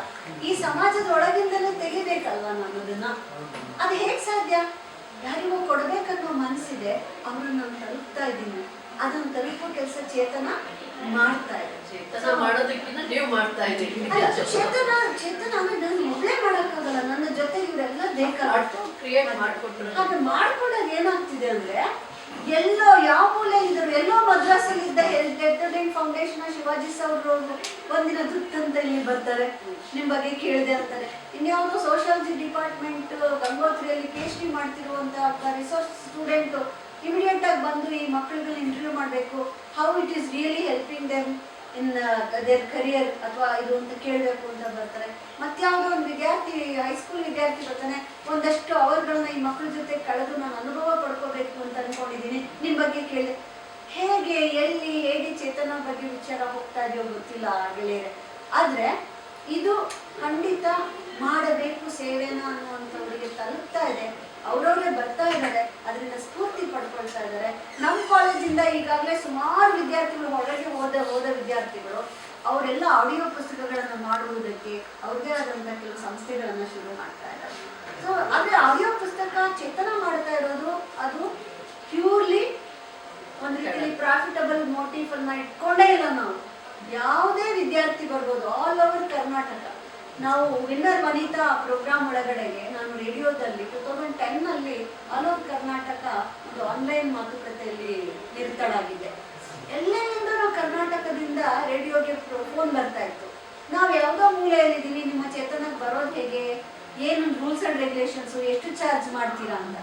ನಾನು ಇವತ್ತು ಆಫ್ಟರ್ 10 years 20 ಆಗ್ತಾ ಇದೆ, ಇವಾಗ 10 ವರ್ಷ ಆಗ್ತಾ ಇದೆ, ಇವತ್ತು ಒಂದು ಮಾತನ್ನ ಈ ಮೂಲಕ ನಾನು ಎಲ್ಲರಿಗೂ ಹೇಳೋಕೆ ಇಷ್ಟಪಡೋದು, ನೀವು ಯಾವ ವಿದ್ಯಾರ್ಥಿ ಅಥವಾ ಯಾವ ಸಂಸ್ಥೆಯವರು ಅನ್ನೋದು ಒಂದು ಐಡೆಂಟಿಫಿಕೇಶನ್ ಕಾರ್ಡ್ ತಗೊಂಡು ಬನ್ನಿ. ಜೊತೆಗೆ ಬಂದು ನಿಮ್ಮ ಅಗತ್ಯಗಳಿದ್ರೆ ನಮ್ಮ ಹತ್ರ ಏನಿದೆಯೋ ಅದನ್ನ ನೀವು ಫ್ರೀಯಾಗಿ ಬರೋವಾಗ ಮಾತ್ರ ಒಂದು ಪೆನ್ಡ್ರೈವ್ ತಗೊಂಡು ಬನ್ನಿ. ಪೆನ್ಡ್ರೈವ್ ತಗೊಂಡು ಬನ್ನಿ. ಯಾಕೆಂದ್ರೆ ನಾವು ಎಷ್ಟು ಅಲ್ಲಿ ಸಿಡಿಗಳನ್ನ ಅನೇಕರು ದಾನ ಮಾಡಿದ್ದಾರೆ, ನಮಗೆ ಸಿಡಿಗಳಿಗೆ ಬರ್ನ್ ಮಾಡಿ ಕೊಡ್ತೇವೆ. ಆದ್ರೂ ನಮ್ಗೆ ಇಲ್ಲಿರೋ ಬೇಡಿಕೆಗೆ ತಕ್ಕಷ್ಟು ಸಿಡಿಗಳು DVD ಬರ್ನ್ ಮಾಡಿ ಕೊಡೋದು ನಮ್ಗೆ ಸಾಧ್ಯ. ನಮ್ದೊಂದು ಸರ್ಕಾರಿ ಶಾಲೆ, ಸರ್ಕಾರಿ ಆದ್ರಿಂದ ನಮಗೆ ತುಂಬಾ ಲಿಮಿಟೆಡ್ ಆದ ರಿಸೋರ್ಸಸ್ ಇರುತ್ತೆ. ಸೇವೆ ಇಷ್ಟಿದೆ, ಆದ್ರೆ ನಮ್ಮ ಕಡೆಯಿಂದ ಹಣದ ಇದು ಕಷ್ಟ. ಹಾಗಾಗಿ ಹೊರಗಿನವರೇ ನಮಗೆ ಸಹಾಯವನ್ನು ಮಾಡ್ತಾ ಇದ್ದಾರೆ.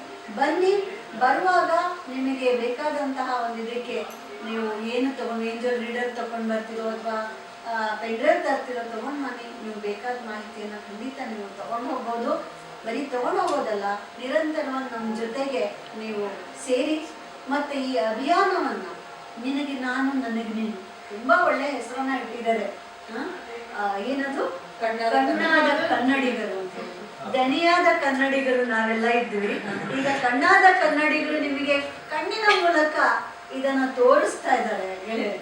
ಸೊ ಈ ಕಣ್ಣಿನ ಮೂಲಕ ನೀವು ನೋಡುವಂತಹ ಕಣ್ಣಿರುವ ಸಾವಿರಾರು ಜನ ಇದ್ದೀರಿ. ಅಧ್ಯಾಪಕರಿದ್ದೀರಿ, ಸಮಾಜ ಸೇವಕಿಯರಿರ್ಬಹುದು, ಬೇರೆ ಬೇರೆ ಕ್ಷೇತ್ರಗಳಲ್ಲಿ ಇರ್ತಕ್ಕಂಥವ್ರು ಇರ್ಬಹುದು. ಅಷ್ಟೇ, ಇದ್ರ ಜೊತೆಗೆ ಇನ್ನೊಂದು ಮಾತು ಹೇಳೋದು ಮರ್ತೆ, ತುಂಬಾ ಒಂದು ಇದು ಕಾರ್ಪೊರೇಟ್ ಆಫೀಸ್ಗಳಲ್ಲಿ ಕೆಲಸ ಮಾಡೋರು, ಅವ್ರದ್ದೇ ಒಂದು ಪುಟ್ಟ ಯುವಕರ ಗುಂಪಿದೆ ಸೋಷಿಯಲ್ ಸರ್ವಿಸ್ ಮಾಡೋದಕ್ಕೆ ಅಂತ ಹೇಳಿ.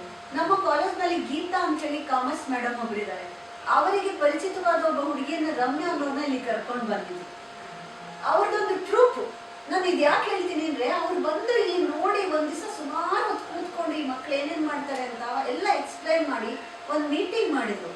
ಹಾಗೆ ಮೀಟಿಂಗ್ ಮಾಡಿದ್ರ ಫಲ ಏನ್ ಗೊತ್ತಾ, ಸುಮಾರು 28 ವಿದ್ಯಾರ್ಥಿಗಳಿಗೆ ಅವರು ವಾಯ್ಸ್ ರೆಕಾರ್ಡರ್ಸ್ ಅನ್ನ ಕೊಟ್ಟರು.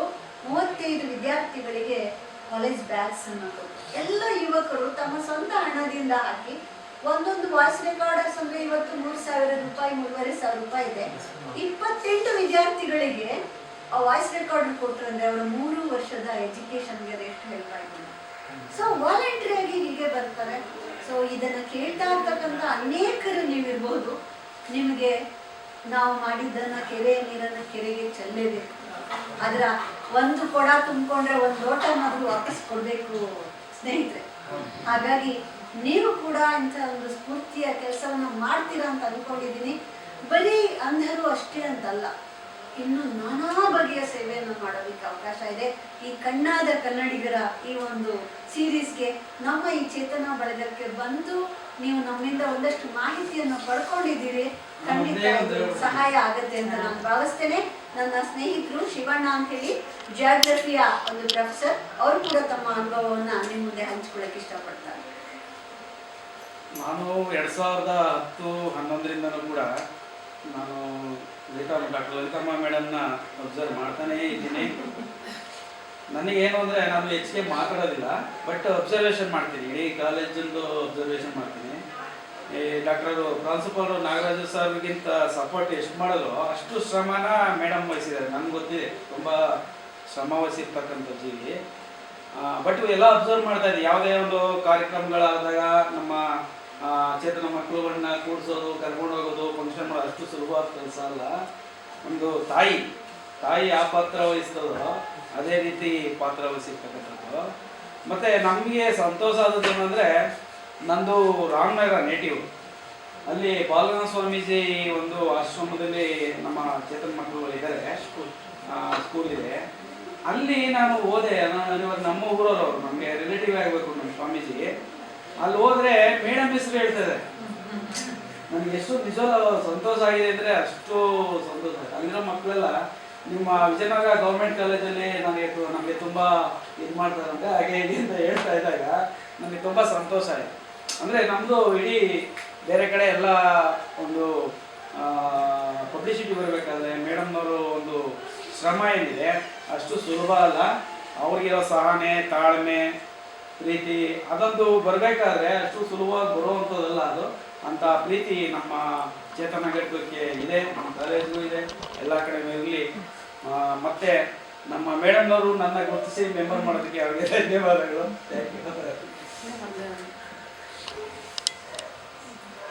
ಈಗಾಗಲೇ ಹೇಳಿದಂತೆ 2010ರಲ್ಲಿ ನಾನು ಇಲ್ಲಿ ಬಂದಾಗ ನಾನು ರಾಜ್ಯಶಾಸ್ತ್ರ ವಿಭಾಗದ ಪ್ರಾಧ್ಯಾಪಕಿ, ಅದರೊಂದಿಗೆ ವಿಭಾಗದ ಮುಖ್ಯಸ್ಥಳಾಗಿದ್ದೆ. ಅನೇಕ ಮಕ್ಕಳು HEP ಮಕ್ಕಳು ಇದ್ದರು. ಫೈನಲ್ ಇಯರಲ್ಲಿ ಬಸವರಾಜನವರಿದ್ದರು, ಫಸ್ಟ್ ಇಯರಲ್ಲಿ ಸಂಜೀವ್ ಅನ್ನೋ ಹುಡುಗ ಬಂದರು. ಸೊ ಅದರಿಂದ ಕೂಡ ನನಗೆ ಅಟ್ಯಾಚ್ಮೆಂಟ್ ಇರ್ಬೋದು ಜಾಸ್ತಿ ಚೇತನ ಘಟಕದೊಂದಿಗೆ. ಬೆಳ್ಳಿ ಹಬ್ಬ ಆಚರಿಸಿದ್ರು. ಸುಮಾರು ಹುಡುಗರು ಕವಿತೆಗಳನ್ನು ಬರೀತಾ ಇದ್ರು. ನನ್ನಿಂದ ತಿದ್ದಿಸ್ಕೊಂಡು ಆ ಕವಿತೆಗಳನ್ನು ಮೀರಾ ಮೇಡಮ್ ಅವರು ಮ್ಯಾಗ್ಝಿನಲ್ಲಿ ಕೂಡ ಆಗಿನ ಮ್ಯಾಗ್ಝಿನಲ್ಲಿ ತಂದಿದ್ದಾರೆ ಆ ಕವಿತೆಗಳನ್ನು. ಅವ್ರು ಹೇಗಂದರೆ, ಈ ಮಕ್ಕಳು ಹೇಗಿದ್ದಾರೆ ಅಂದರೆ, ತಮದೊಡಲ ಜೀವಗಳು, ಜೀವದೊಡಲ ಭಾವಗಳು, ಒಡಲಾಳು ಸೇರಿದಂಥ ಹೃದಯ ಸ್ಪರ್ಶ ಧ್ವನಿಗಳು. ಆ ಧ್ವನಿಗಳನ್ನು ತನ್ನ ಅಂತರ್ಧ್ವನಿಯಿಂದ ಗುರುತಿಸಿ ಅವರನ್ನು ಇಷ್ಟು ಮಟ್ಟಿಗೆ ಬೆಳೆಸಲಿಕ್ಕೆ ಮೇಡಮ್ ಅವರು ಕಾರಣ ಅಂತ ಹೇಳ್ತೀನಿ. ಮತ್ತು ಅವರು ಯಾವಾಗಲೂ ಕ್ರೆಡಿಟನ್ನು ಅವರು ಒಬ್ಬರೇ ತೊಗೊಳ್ಳಲ್ಲ, ಮಾಡಿದ್ದು ಅವರೇ ಸಾಧನೆ ಆದರೆ ತೊಗೊಳ್ಳಲ್ಲ, ಎಲ್ಲರೊಂದಿಗೆ ಹಂಚ್ಕೊಳ್ತಾರೆ. ಅದಕ್ಕೊಂದು ಹಿಂದಿದೊಂದಿದೆ ಹೇಳಿ ಮುಗಿಸ್ತೀನಿ. ಮೈ ಅಕೇಲಾ ಹಿ ಚಲಾ ಥಾ ಜಾನಿಬೆ ಮಂಜಿಲ್ ಮಗರ್, ಮೈ ಅಕೇಲಾ ಹಿ ಚಲಾ ಥಾ ಜಾನಿಬೆ ಮಂಜಿಲ್ ಮಗರ್, ಲೋಗ್ ಮಿಲ್ತೆ ಗಯೆ ಕಾರ್ವಾ ಬಂತ ಗಯ. ತನ್ನೊಂದಿಗೆ ನಮ್ಮನ್ನೆಲ್ಲ ಸೇರಿಸ್ಕೊಳ್ತಾರಲ್ಲ, ಅವ್ರದ್ದೊಂದು ದೊಡ್ಡ ಗುಣ ಮತ್ತು ಅತ್ಯಂತ ವಿರಳ ವ್ಯಕ್ತಿ ಅಂತ ನಮಗೆ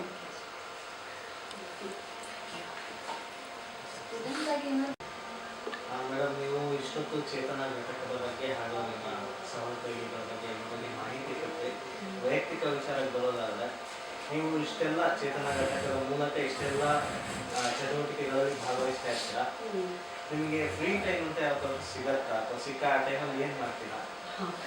ಒಳ್ಳೆ ಪ್ರಶ್ನೆನೇ ಕೇಳಿದ್ದೀರಿ. ನನಗೆ ಒಬ್ಬ ಅಧ್ಯಾಪಕಿಯಾಗಿ ನನ್ನ ನಿಗದಿತವಾದಂಥ ಒಂದು ಕೆಲಸ ಕಾರ್ಯಗಳಿದ್ದೇ ಇರುತ್ತೆ. ಇಲ್ಲಿ ನನಗೆ 10 ಗಂಟೆಗೆ ಬಂದರೆ ಆದ ದಿನದಲ್ಲಿ ಇಷ್ಟು ತರಗತಿಗಳು ನಾನು MA ವಿದ್ಯಾರ್ಥಿಗಳಿಗೆ ಪಾಠ ಮಾಡ್ತೀನಿ, PhD ವಿದ್ಯಾರ್ಥಿಗಳಿಗೆ ಮಾರ್ಗದರ್ಶನ ಮಾಡುವಂಥದ್ದು ಇರುತ್ತೆ. ಸೊ MPhil ವಿದ್ಯಾರ್ಥಿಗಳು ಇವರೆಲ್ಲರೂ ಇರ್ತಾರೆ. ಅದರ ಜೊತೆಗೆ ಈ ಚೇತನದ ಒಂದು 2 ಅವರ್ಸ್, ಈಗ 7 ಗಂಟೆಗಳ ಕಾಲ ನಮ್ಮ ಕಚೇರಿಯ ಕೆಲಸದಲ್ಲಿ ಕಡೆ ಪಕ್ಷ 1 ಗಂಟೆಗಳಾದರೂ ಈ ಮಕ್ಕಳ ಜೊತೆಗೆ ನಾನು ಪ್ರತಿದಿನ ಕಳೆಯುವುದಕ್ಕೆ ಪ್ರಯತ್ನ ಮಾಡ್ತೀನಿ. ಈಗ ನನಗೆ ಚೇತನ್ ಬಂದಿದ್ದಾರೆ, ಹಾಗಾಗಿ ಚೇತನ್ ಎಷ್ಟೋ ಸಹಾಯಕರಾಗಿ ನಮಗೆ ಇದ್ದಾರೆ. ಅದಕ್ಕೆ ಮುಂಚಿತವಾಗಿ ನಾನೇ ಖುದ್ದಾಗಿ ಪ್ರತಿದಿನ ನನ್ನ ತರಗತಿಗಳ ಮಧ್ಯೆ ಇವರಿಗಾಗಿ 1 ಗಂಟೆಗಳು ಎಕ್ಸ್ಟ್ರಾ ನಾನು ಕ್ಲಾಸಸ್ ಮಾಡ್ಕೊತಾ ಇದ್ದೆ. ಮತ್ತು ಮನೆಗೆ ಹೋದ್ಮೇಲೆ ನೀವು ನಂಬ್ತಿರೋದು, ನಾನು ಯಾವ ದೇವರ ಪೂಜೆಯನ್ನು ಮಾಡಲ್ಲ. ಆದರೆ ಅದೇ ಸಮಯವನ್ನು ಮರೆಯದೆ ಇವರಿಗಾಗಿ ಏನಾದರೂ ಒಂದು ರೆಕಾರ್ಡನ್ನು ಮಾಡ್ತೀನಿ. ಅದು ಖಂಡಿತ ನನಗೆ ಮನೆಯಲ್ಲಿ ಕೂಡ ಅಷ್ಟೇ ಸಹಾಯ ಮಾಡುವಂಥದ್ದಿದೆ. ಯಾಕೆಂದರೆ ನಾನು ಒಂದು ಕುಟುಂಬದಲ್ಲಿದ್ದೇನೆ. ನನ್ನ ಅತ್ತೆ ಮಾವ ಮತ್ತು ನನ್ನ ಹಸ್ಬೆಂಡ್ ಇರ್ಬೋದು, ನನ್ನ ಮಗಳಿರ್ಬೋದು, ಇವರೆಲ್ಲರೂ ಕೂಡ ನಾನು ಮಾಡ್ತಾ ಇರುವಂಥ ಈ ಸೇವೆ ಬಗೆಗೆ ಒಂದು ಮೆಚ್ಚುಗೆ ಇದೆ, ಪ್ರೀತಿ ಇದೆ. ಹಾಗೆ ಅವರದ್ದು ಕೂಡ ಒಂದು ನೇರವಾಗಿ ಅಲ್ಲದೆ ಕೂಡ ಪರೋಕ್ಷವಾಗಿ ಸಹಾಯ ಆಗ್ತದೆ. ನನ್ನ ಮಗಳು ನನಗೆ ಎಷ್ಟೋ ಸತಿ ಅವಳು ಸಂಗೀತದ ಕ್ಷೇತ್ರದಲ್ಲಿ ಇರೋದ್ರಿಂದ ಅವಳಿಗೆ ಈ ಆಡಿಯೋ ಮಟೀರಿಯಲನ್ನು ಎಡಿಟ್ ಮಾಡೋದು ಇತ್ಯಾದಿಗಳನ್ನು ಅವಳು ಕೂಡ ನನಗೆ ಸಹಾಯವನ್ನು ಮಾಡಿಕೊಟ್ಟಿದ್ದಾಳೆ, ಕೆಲವನ್ನ ರೆಕಾರ್ಡ್ ಮಾಡಿಕೊಟ್ಟಿದ್ದಾಳೆ ಆ ಥರ. ಮತ್ತು ಎಷ್ಟರ ಮಟ್ಟಿಗೆ ಅಂದರೆ ನಮ್ಮ ಅತ್ತೆಯವರು ಹೇಳ್ತಿರ್ತಾರೆ, ನಿನಗೆ ಅಷ್ಟು ಯಾರು ಸಿಕ್ಕಿಲ್ಲ ಓದೋಕ್ಕೆ ಅಂದರೆ ನನಗೆ ಕೊಡು, ನಾನು ಓದ್ಕೊಡ್ತೀನಿ, ಕನ್ನಡ ನನಗೆ ಬರುತ್ತೆ ಅಂತ. 70 ವರ್ಷ ಅಂದರೆ ಅವರ ಆಸೆ ಮತ್ತು ಆ ಪ್ರೋತ್ಸಾಹ ಕೂಡ ತುಂಬ ಮುಖ್ಯ ಅಂತ ನಾನು ಅಂದ್ಕೊಂಡಿದ್ದೀನಿ. ಯಾವುದೇ ಅದರಲ್ಲೂ ಹೆಣ್ಮಕ್ಳಿಗೆ ಈ ಎರಡು ಪ್ರೊಫೆಷನ್ನು ಮತ್ತು ಪರ್ಸನಲ್ ಲೈಫ್ ಇದೆಯಲ್ಲ, ಇದೆರಡನ್ನು ಬೆಸೆದು ಒಂದು ಎರಡು ದೋಣಿಯಲ್ಲಿ ಕಾಲಿಟ್ಟಾಗೆ. ಅದೆರಡನ್ನು ಒಟ್ಟಾಗಿ ತಗೊಂಡು ಹೋಗೋದು ಕಷ್ಟ. ಅದ್ರ ಜೊತೆಗೆ ನಾನು ಒಂದು ಸಂಶೋಧಕಿಯಾಗಿ ನನ್ನ ಬೇರೆ ಬೇರೆಯ ಒಂದು ಸಂಶೋಧನೆ ಪ್ರಾಜೆಕ್ಟ್ಗಳು ಎಲ್ಲ ಇರುತ್ತೆ. ಆದರೆ ನಾನು ಪ್ರತಿದಿನ ಒಂದು ಟೈಮ್ ಟೇಬಲ್ ಇರುತ್ತೆ ನನಗೆ. ಇಷ್ಟೊತ್ತಿಗೆ ಅಂದರೆ ಇಷ್ಟೊತ್ತು ತನಕ ಅಂದರೆ ಯಾವ್ಯಾವ ಕೆಲಸಗಳನ್ನ ಮಾಡಬೇಕು ಅಂತ.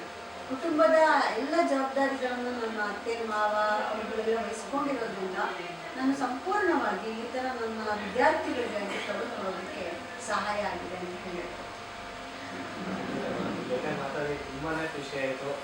ಇನ್ನೂ ಹೆಚ್ಚು ಹೆಚ್ಚು ಚೇತನ ಘಟಕ ಅಥವಾ ನೀವು ಎಲ್ಲರೂ ಸಹಾಯ ಮಾಡಿ ನಮ್ಮ ಸಮಾಜಕ್ಕೆ ಅಂತ ಕೇಳ್ಕೊತಾ ಇದ್ದೀನಿ. ಮೇಡಮ್, ಕೊನೆಯದಾಗಿ ಒಂದು ಪ್ರಶ್ನೆ ಕೇಳೋದಾದ್ರೆ, ಚೇತನ ಘಟಕದಿಂದ ತಾವು ಏನನ್ನು ಸಾಧಿಸಬೇಕು ಅಥವಾ ತಮ್ಮ ಗುರಿ ಏನು? ಖಂಡಿತ ಚೇತನ ಘಟಕದ ಸೇವೆ ಇದೆಯಲ್ಲ, ದೊಡ್ಡ ಒಂದು ಸಮಾಜಕ್ಕೆ ಇರುವಂತಹ ಅಗತ್ಯದ ಮುಂದೆ ಅದು ಜಸ್ಟ್ ಒಂದು ಹನಿ ಅಷ್ಟೇ ಸೇವೆ. ಎಷ್ಟೋ ಸಾವಿರಾರು ವಿಜುವಲಿ ಇಂಪೇರ್ಡ್ ಮಕ್ಕಳುಗಳು ಇವತ್ತು ಉನ್ನತ ಶಿಕ್ಷಣಕ್ಕೆ ಬರ್ತಾ ಇದ್ದಾರೆ. ಆದರೆ ನಮ್ಮ ಕಾಲೇಜಿನಲ್ಲಿ ಪ್ರತಿ ವರ್ಷ 10 ರಿಂದ 12 ಮಕ್ಕಳು ಹೊರಗೆ ಹೋಗ್ತಾ ಇದ್ದಾರೆ ಅಷ್ಟೇ ಅಲ್ವಾ? ಅಂದರೆ ನಾನು ಮಾಡ್ತಾ ಇರೋ ಸೇವೆ ಇಷ್ಟೇ ಆಗಿದೆ. ಬೇರೆಯವರಿಗೆ ಓದುವ ಮಟೀರಿಯಲ್ ಅನ್ನೋ ಒಂದು ಕೊಟ್ಟಿರೋದು ಬಿಟ್ಟರೆ, ಅವರಿಗೆ ನಾನು ಆಗಲೇ ಹೇಳಿದ್ನಲ್ಲ, ಅನ್ನಕ್ಕೆ ದಾರಿಯಾಗುವಂತೆ, ಅವರು ಯಾವತ್ತೂ ಈ ಸಮಾಜಕ್ಕೆ ಭಾರ ಅನಿಸದಂತೆ ಅವರ ಅನ್ನವನ್ನು ಅವರು ಸಂಪಾದನೆ ಮಾಡ್ಕೊಳ್ಳೋದಲ್ಲದೆ ಅವರ ಕುಟುಂಬವನ್ನು ಸಾಕಬಲ್ಲವರು ಅನ್ನೋ ಹಾಗೆ ಅನೇಕ ನಮ್ಮ ಚೇತನ ಘಟಕದ ಮಕ್ಕಳಾಗಿದ್ದಾರೆ. ಇದುವರೆಗೂ ಒಂದು 28 ರಿಂದ 30 ಜನ ಚೇತನ ವಿದ್ಯಾರ್ಥಿಗಳು ಉತ್ತಮವಾಗಿ ಉದ್ಯೋಗದಲ್ಲಿದ್ದಾರೆ. ಅವರು ತಾವಾಗಿ ವಾಲಂಟಿಯರ್ ಬಂದು ಈ ಓದುವ ಮಕ್ಕಳಿಗೆ ಬಹುಮಾನಗಳನ್ನೆಲ್ಲ ಸ್ಪಾನ್ಸರ್ ಮಾಡ್ತಾರೆ ಗೊತ್ತಾ? ಅದಕ್ಕಿಂತ ಇನ್ನೇನಾಗ್ಬೇಕ್ರಿ? ನಮ್ಮ ಗೆಳೆಯರೊಬ್ರು ಹೇಳ್ತಾ ಇರ್ತಾರೆ, ಶಿವಾಜಿರಾವ್ ಸರ್ ಅಂತ ಹೇಳಿ, ಅವರು ನಮ್ಮ ಚೇತನ ವಿದ್ಯಾರ್ಥಿಗಳು ಸರ್ಕಾರಕ್ಕೆ ಟ್ಯಾಕ್ಸ್ ಕಟ್ಟುವ ಹಾಗಾಗಬೇಕು ಅಂತ. ಅಂದ್ರೆ ಟ್ಯಾಕ್ಸ್ ಕಟ್ಟುವ ಹಾಗಾಗಬೇಕು ಅಂತಂದಾಗ ಅಷ್ಟು ಸಾಮರ್ಥ್ಯನೂ ಅವರು ಪಡ್ಕೋಬೇಕು ಅಂತ. ಚೇತನ ಘಟಕದ ನನ್ನ ಮತ್ತು ನಮ್ಮ ಇಡೀ ಚೇತನ ಬಳಗದ ನಮ್ಮ ಪ್ರಾಂಶುಪಾಲರ ಸದಾ ನಮ್ಮ ಯೋಚನೆ ಒಂದೇ, ಇಲ್ಲಿಗೆ ಬರುವಂತಹ ಮಗು ವಾಪಸ್ಸು ಹೋಗುವಾಗ ಅವನ ಕೈಯಲ್ಲಿ ಒಂದು ಅನ್ನವನ್ನ ಸಂಪಾದಿಸುವ ಉದ್ಯೋಗವನ್ನು ಹಿಡ್ಕೊಂಡು ಹೊರಗೆ ಹೋಗಬೇಕು, ಆ ಚೈತನ್ಯವನ್ನು ಪಡಿಬೇಕು ಅಂತ ಹೇಳಿ. ಸೊ ಚೇತನ ಘಟಕ ನಿರಂತರವಾಗಿ ನಾವಿವತ್ತಿರ್ಬೋದು, ನಾಳೆ ನಿವೃತ್ತಿ ಆಗ್ಬೋದು, ಹೊಸ ಟೀಚರ್ಸ್ ಬರ್ಬೋದು, ಹೊಸ ಮಕ್ಕಳು ಬರ್ಬೋದು. ಆದರೆ ಈ ಸೇವೆ ಅನ್ನುವುದೇನಿದೆ, ಉನ್ನತ ಶಿಕ್ಷಣದಲ್ಲಿ ವಿಜುವಲಿ ಇಂಪೇರ್ಡ್ ಸ್ಟೂಡೆಂಟ್ಸಿಗೆ ಎಫೆಕ್ಟಿವ್ ಮೆಥಡ್ಸ್ ಆಫ್ ಟೀಚಿಂಗ್ ಹೇಗೆ ಮಾಡಬೇಕು ಅನ್ನೋದಕ್ಕೆ ಯಾವತ್ತೂ ಈ ಚೇತನ ಒಂದು ಮಾದರಿಯಾಗಿ ಉಳಿಯುತ್ತೆ ಅಂತ ನಾನು ಅಂದ್ಕೊಂಡಿದ್ದೀನಿ. ಯಾಕೆಂದರೆ ಇವತ್ತು effective methods of teaching and learning for visually impaired students in higher education ಅನ್ನುವಂಥದ್ದು ಏನಿದೆಯಲ್ಲ, ಇದನ್ನು ಕುರಿತು ನಮ್ಮ ಕಳೆದ ವರ್ಷ ವರದರಾಜು ಅನ್ನುವಂಥ ವಿದ್ಯಾರ್ಥಿಯ ಕೈಯಲ್ಲಿ ಯೂನಿವರ್ಸಿಟಿಗೆ ಒಂದು ಡೆಸರ್ಟೇಷನ್ ಕೂಡ ನಾವು ಮಾಡಿಸಿದ್ವಿ. ಅಂದರೆ ಇವತ್ತದೊಂದು ಅತ್ಯಂತ ಆದ್ಯತೆಯ ವಿಷಯ ಆಗಿದೆ. ಇವತ್ತು ಲ್ಯಾಪ್ಟಾಪ್ ಅನ್ನು ಕೊಟ್ಟುಬಿಟ್ಟು ಕೈ ತೊಳ್ಕೊಳ್ಳೋದಕ್ಕೆ ಸರ್ಕಾರ ಸಿದ್ಧ ಆಗಿದೆ. ಲ್ಯಾಪ್ಟಾಪ್ ಕೊಟ್ಟದ್ದು ಅವನಿಗೆ ಬಳಸೋದಕ್ಕೆ ಬರಲಿಲ್ಲ ಅಂದರೆ, ಬಳಸುವುದಕ್ಕೆ ಅವನಿಗೆ ಸಾಮರ್ಥ್ಯ ಇರುವವರಿಗೆ ಮಾಡತ್ರ ಕೊಡ್ತೀವಿ ಅಂತ ಅಂದರೆ, ಸಾಮರ್ಥ್ಯ ಕೊಡುವವರು ಯಾರು? ಲ್ಯಾಪ್ಟಾಪ್ ಅನ್ನ ಬಳಸೋದಕ್ಕೆ ಸಾಮರ್ಥ್ಯ ಕಲಿಸೋರು ಯಾರು? ಅಥವಾ ಕಾಲೇಜು ಶಿಕ್ಷಣ ಇಲಾಖೆಯು ಕೂಡ ಏನು ಇಂಥ ಉನ್ನತ ಶಿಕ್ಷಣದಲ್ಲಿ ಯಾವ್ಯಾವ ಕಾಲೇಜುಗಳಲ್ಲಿ ಉನ್ನತ ಶಿಕ್ಷಣಕ್ಕೆ ವಿದ್ಯಾರ್ಥಿಗಳು ಬರ್ತಾ ಇದ್ದಾರೋ ಆ ಎಲ್ಲ ಕಾಲೇಜುಗಳಲ್ಲಿ ಇಂತಹ ಒಂದು ಸಹಾಯಕ ಘಟಕ, ಒಂದು ಎಂಪವರಿಂಗ್ ಯೂನಿಟ್ ಅನ್ನು ತೆರಿಬೇಕು. ಮತ್ತೆ ಆ ಎಲ್ಲ ಮಕ್ಕಳಿಗೂ ಹೈಸ್ಕೂಲ್ ಲೆವೆಲ್ನಿಂದಲೇ ಅವರಿಗೆ ಕಂಪ್ಯೂಟರ್ನಲ್ಲಿ ತರಬೇತಿ ಕೊಡಬೇಕು. ತುಂಬ ಇಂಪಾರ್ಟೆಂಟ್ ಇದು. ಯಾಕೆ ಅಂದರೆ ಉನ್ನತ ಶಿಕ್ಷಣ ಬರೋಕ್ಕೆ ಯಾವಾಗ ನಾವು ಕಂಪ್ಯೂಟರ್ ABCD ಶುರು ಮಾಡಿದ್ರೆ ಆಗಲ್ಲ. ಇವತ್ತು ನಾವು ಆ ಕಷ್ಟ ಎದುರಿಸ್ತಾ ಇದ್ದೀವಿ. ಯಾಕೆ ಅಂದರೆ ಉನ್ನತ ಶಿಕ್ಷಣದ ಹೊತ್ತಿಗೆ ಬೇಕಾದಷ್ಟು ಓದಬೇಕಾಗುತ್ತೆ. ಅವನಿಗೆ ಈಗ ನಾವು ಕಂಪ್ಯೂಟರ್ನ ABCD ಓರಿಯೆಂಟೇಷನ್ ಮಾಡೋದಕ್ಕೆ ಹೋದರೆ ಕಲಿಯೋ ಹೊತ್ತಿಗೆ ಅವನಿಗೆ ತಡ ಆಗುತ್ತೆ. ಈ ಸರ್ಕಾರ ಏನು ಮಾಡಬೇಕಂದ್ರೆ ಹೈಸ್ಕೂಲ್ ಲೆವೆಲ್ನಿಂದಲೇ ಕಂಪ್ಯೂಟರ್ನ ಜಗತ್ತಿಗೆ ಅಥವಾ ತಂತ್ರಜ್ಞಾನದ ಜಗತ್ತಿಗೆ ಈ ವಿಜುವಲಿ ಇಂಪೇರ್ಡ್ ಮಕ್ಕಳುಗಳನ್ನು ಒಂದು ಬಳಕೆ ಮಾಡಿಬಿಟ್ರೆ, ಅದನ್ನು ಅವರಿಗೆ ಒಂದು ಅಭ್ಯಾಸ ಮಾಡಿಬಿಟ್ರೆ, ಅಲ್ಲಿ ಟ್ರೈನಿಂಗ್ ಕೊಟ್ಟಾಗ ಮುಂದೆ ಆ ವಿದ್ಯಾರ್ಥಿಗಳು ಉನ್ನತ ಶಿಕ್ಷಣಕ್ಕೆ ಬರುವ ಹೊತ್ತಿಗೆ ಅವರು ಬಹಳ ಮಟ್ಟಿಗೆ ಅದ್ಭುತವಾದಂತಹ ರಿಸಲ್ಟ್ಸ್ ಕೊಡ್ತಾರೆ. ಅದ್ಭುತವಾಗಿ ಅವರು ಉದ್ಯೋಗ ಕ್ಷೇತ್ರದಲ್ಲಿ ಕೆಲಸವನ್ನು ಮಾಡ್ತಾರೆ. ಈಗಾಗಲೇ ಅಂಥದ್ದೊಂದು ಶುರು ಆಗಿದೆ. ಸೊ ಸರ್ಕಾರ, ಸಂಘ ಸಂಸ್ಥೆಗಳು ಮತ್ತು ವಾಲಂಟಿಯರ್ಸು, ಪ್ರೀತಿ ಇರುವ ಎಲ್ಲ ಜನರು ಮಾಡಬೇಕಾದಷ್ಟೇ. ಯಾವುದೇ ಮಗು ಆಗಲಿ, ಹಳ್ಳಿಗಾಡಿನವರು ಕೂಡ ಇವತ್ತು ವಾಟ್ಸಪ್ನಲ್ಲಿ ಎಲ್ಲರಿಗೂ ಮಾಹಿತಿ ಹೋಗುತ್ತೆ, ಇಂಥ ಮಾಹಿತಿ ಹೋಗಬೇಕು. ಏನಂದ್ರೆ ನಮ್ಮ ಮಗು ಒಂದು ಅಂಧ ಮಗು ನನ್ನ ಮನೆಯಲ್ಲಿ ಇದೆ ಅಂದ್ರೆ ಅದನ್ನ ನಾವಿರೋರ್ಗು ಹೆಂಗೋ ಸಾಕ್ತೀವಿ ಬಿಡ್ರಿ ಮೇಡಮ್ ಅವರೇ ಅಂತ ಹೇಳಿ ಮೂಲೆಯಲ್ಲಿ ಕೂರಿಸ್ಬಿಡ್ತಾರೆ. ಆ ಹೆಣ್ಮಗುಗೆ ಊರಿಂದ ಹೊರಗೆ ಬಿಡಲ್ಲ, ಯಾಕೆಂದ್ರೆ ಹೆಣ್ಮಗು ಏನಾಗ್ಬಿಡತ್ತೋ ಅನ್ನೋ ಭಯ, ಸುರಕ್ಷತೆ ಇಲ್ಲ ಅನ್ನೋ ಭಯ. ಮೊದಲು ಪ್ರತಿ ತಾಲೂಕಿನ ಮಟ್ಟದಲ್ಲಿ, ತಹಶೀಲ್ದಾರ್ಗಳ ಮಟ್ಟದಲ್ಲಿ, ಅಲ್ಲಿನ ಎಜುಕೇಶನ್, ತಾಲೂಕು ಮಟ್ಟದ ಎಜುಕೇಶನ್ ಡಿಪಾರ್ಟ್ಮೆಂಟ್ಗಳೇನಿರ್ತವೆ, ಹೋಬಳಿ ಮಟ್ಟದವು, ಅವು ಆಯಾಯ ಹೋಬಳಿಯಲ್ಲಿ, ಆಯಾಯ ತಾಲೂಕಿನಲ್ಲಿ ಎಷ್ಟು ಇಂತಹ ವಿಜುವಲಿ ಇಂಪೇರ್ಡ್ ಇದ್ದಾರೆ ಅನ್ನುವುದನ್ನು ಐಡೆಂಟಿಫೈ ಮಾಡಬೇಕು. ಅದಕ್ಕೆ ನೀವು ಈ ಅಂಗನವಾಡಿ ಕಾರ್ಯಕರ್ತೆಯರು, ಆಶಾ ಕಾರ್ಯಕರ್ತೆಯರು ಇಂಥವುಗಳನ್ನ ಬಳಸ್ಕೊಳ್ಳೋದ್ರ ಮೂಲಕ ಹಳ್ಳಿಯಲ್ಲಿ ಇರ್ತಕ್ಕಂಥ ಇಂಥವರನ್ನ, ಅದು ಕೇವಲ ಅಂಧನೊಂದಷ್ಟೇ ನಾನು ಹೇಳ್ತಾ ಇಲ್ಲ, ಎಲ್ಲರನ್ನ ಐಡೆಂಟಿಫೈ ಮಾಡಿ ಅವರುಗಳಿಗೆ ಕೌಶಲ್ಯ ಕೊಡುವ ಕೆಲಸ ಮಾಡುವುದಕ್ಕೆ ಗ್ರಾಸ್ ರೂಟ್ ಲೆವೆಲಿಂದ ಕೆಲಸ ಆಗಬೇಕಿದು. ಈಗ ಏನಾಗುತ್ತೆ, ಗ್ರಾಸ್ ರೂಟ್ ಲೆವೆಲಲ್ಲಿ ಆಗದೆ ನಾವು ಮೇಲ್ಗಡೆ ಟಚ್ ಮಾಡ್ತಾ ಇದ್ದೀವಿ. ನಾವು ಈಗ ನನ್ನ ಹತ್ರ ಬಂದ ಮಕ್ಕಳಿಗೆ ನಾನು ಕಲ್ಸೋಕ್ ಸಾಧ್ಯ, ಅಲ್ಲಿಗೆ ಬರೋ ಮಕ್ಕಳೇ 100ಕ್ಕೆ 1% ಬರ್ತಾ ಇಲ್ವಲ್ಲ ಅಲ್ವಾ? ಸೊ ಈಗ ನಾವು ಮಾಡ್ಬೇಕಾಗಿರೋದೇನಂದ್ರೆ ಆ ಗ್ರಾಸ್ ರೂಟ್ ಲೆವೆಲ್ ಇಂದ ಐಡೆಂಟಿಫೈ ಮಾಡಬೇಕು. ಆಯಾಯ ಹೋಬಳಿ ಲೆವೆಲ್ಗಳಿಗೆ ಒಂದೊಂದು ಇಂತಹ ಶಾಲೆಗಳು ಶುರುವಾಗಬೇಕು. ಅಲ್ಲಿ ಬ್ರೈಲ್ ಜೊತೆಗೆ ನಿಮ್ಗೆ 6 ವರ್ಷದಿಂದ ಬ್ರೈಲ್ ಕಲಿಸ್ತಾರಲ್ವೇನಪ್ಪ, ಬ್ರೈಲ್ ಶಾಲೆಗಳಲ್ಲಿ ಬ್ರೈಲ್ ಟೀಚರ್ಸ್ ಇದ್ದಾರಲ್ವೇನಪ್ಪ. ಪ್ರತಿ ಬ್ರೈಲ್ ಶಾಲೆಗಳಲ್ಲಿ, ಅಂದರೆ ವಿಶೇಷ ಶಾಲೆಗಳಲ್ಲಿ ಕಂಪ್ಯೂಟರ್ ತರಬೇತಿಯನ್ನು ಕಡ್ಡಾಯ ಮಾಡಬೇಕು. ಬ್ರೈಲ್ ಶಾಲೆಗಳಿಗೆ ಕಂಪ್ಯೂಟರ್ಗಳನ್ನ ಎಷ್ಟು ಮಕ್ಕಳಿದ್ದಾರೋ ಅಷ್ಟು ಮಕ್ಕಳಿಗೆ ಒಂದು ಕಂಪ್ಯೂಟರ್ಗೆ ಎಂಪವರ್ಡ್ ರೂಮ್ ಅನ್ನ ಸರ್ಕಾರಗಳು ಕೊಡಬೇಕು. ಡಿಗ್ರಿ ಬಂದಾಗ ಮಾತ್ರ ಕಂಪ್ಯೂಟರ್ ಕೊಡ್ತೀವಿ ಅಂತ ಅನ್ನೋದಲ್ಲ. ನೀವು ಹೊರದೇಶಗಳಿಗೆ ಹೋಗಿ ನೋಡಿದ್ರೆ 5 ವರ್ಷದ ಮಗು ಕಂಪ್ಯೂಟರ್ನಲ್ಲೇ ಅದು ABCD ಕಲಿಯುತ್ತೆ. ಅದಕ್ಕೆ ಕಂಪ್ಯೂಟರ್ ಅನ್ನೋದು ನಿಮ್ಗೆ ಪೆನ್ಸಿಲ್ ಹಾಳೆ ಅಷ್ಟೇ ಆರಾಮಿರುತ್ತೆ. ಇಲ್ಲಿ ನಮ್ಮ ಹುಡುಗರು ಮೌಸ್ ಮುಟ್ಟಕ್ಕೆ ಹೆದರ್ಕೊಂತಾರೆ. ಸೈಟೆಡ್ ಮಕ್ಕಳೇನೆ ಡಿಗ್ರಿ MA ಬಂದಿದ್ರು ಇನ್ನು ಮೌಸ್ ಅನ್ನ ಹಿಡಿಯೋದಕ್ಕೆ ಗೊತ್ತಿಲ್ಲ. ಅಂದ್ರೆ ನಾವು ಸ್ಪರ್ಧಾತ್ಮಕ ಜಗತ್ತಿಗೆ, ನಾಗಾಲೋಟದಲ್ಲಿ ಹೋಗ್ತಿರುವ ಈ ಜಗತ್ತಿನಲ್ಲಿ ನಾವು ಎಲ್ಲಿದ್ದೀವಿ ಇನ್ನು ಅಲ್ವಾ? ಸೊ ಚೇತನ ಏನ್ ಮಾಡ್ತಿದೆ ಅಂದ್ರೆ ಒಂದು ಕಾಳಿನಷ್ಟು ಮಾತ್ರ ಸಹಾಯ ಮಾಡ್ತಾ ಇದೆ. ಆದರೆ ಚೇತನದಂತಹ 100 ಚೇತನ ಘಟಕಗಳು ಹಳ್ಳಿ ಒಂದು ಗ್ರಾಮ ಮಟ್ಟದಲ್ಲಿ ಹುಟ್ಕೋಬೇಕು. ಅವು ಈ ರೀತಿಯ ವಿಶೇಷ ಚೇತನದ ಒಂದು ಸಬಲೀಕರಣಕ್ಕಾಗಿ, ಸಾಮರ್ಥ್ಯ ಕೊಡುವುದಕ್ಕಾಗಿ ಹಗಲಿರುಳು ದುಡಿಯೋ ಹಾಗಾಗಬೇಕು. ಇಲ್ಲಿಂದ ಹೊರಟ ಎಲ್ಲ ವಿದ್ಯಾರ್ಥಿಗಳಿಗೂ ನಾನು ಹೇಳಿರೋದಿಷ್ಟೇ, ವಾಪಸ್ ನಾವೇನೂ ಕೇಳಲ್ಲ ನಿಮ್ಮನ್ನು, ವಾಪಸ್ ನಾವು ಏನನ್ನೂ ಕೇಳಲ್ಲ. ಚೇತನಕ್ಕೆ ನೀವು ಮಾಡಬೇಕಾದ್ದೇನು, ನೀವು ಎಲ್ಲಿ ಹೋಗ್ತಿರೋ, ಯಾವ ಕ್ಷೇತ್ರಗಳಿಗೆ ಹೋಗ್ತಿರೋ, ಯಾವ ಗ್ರಾಮಗಳಿಗೆ ಹೋಗ್ತಿರೋ ಅಲ್ಲಲ್ಲಿ ಅವೇರ್ನೆಸ್ ಕ್ರಿಯೇಟ್ ಮಾಡಿ, ಅಲ್ಲಿ ತಂದೆ ತಾಯಿಗಳ ಮನವೊಲಿಸಿ ಆ ಮಕ್ಕಳನ್ನು ಶಾಲೆಗೆ ಸೇರಿಸೋ ಹಾಗೆ ಮಾಡಿ. ಅದು ತುಂಬ ಇಂಪಾರ್ಟೆಂಟ್. ಶಾಲೆಗೆ ಸೇರಿಸಿದಾಗ ಆ ಶಾಲೆಗಳನ್ನು ಎಂಪವರ್ ಮಾಡೋ ಕೆಲಸವನ್ನ ಈ ಒಂದು ಪ್ರೈಮರಿ ಎಜುಕೇಷನ್ನಿಂದ ಹಿಡಿದು, ಇವತ್ತು ಸುರೇಶ್ ಕುಮಾರ್ ಅವರು ಪ್ರೈಮರಿ ಎಜುಕೇಷನ್ ಇದಕ್ಕೆ ಮಿನಿಸ್ಟರ್ ಆಗಿ ಬಂದಿದ್ದಾರೆ. ಹೊಸದಾಗಿ ಹೋಗಿ ನೋಡ್ತಿದ್ದಾರೆ ಕಷ್ಟ ಸುಖಗಳು ಏನು ಅಂತ ಹೇಳಿ.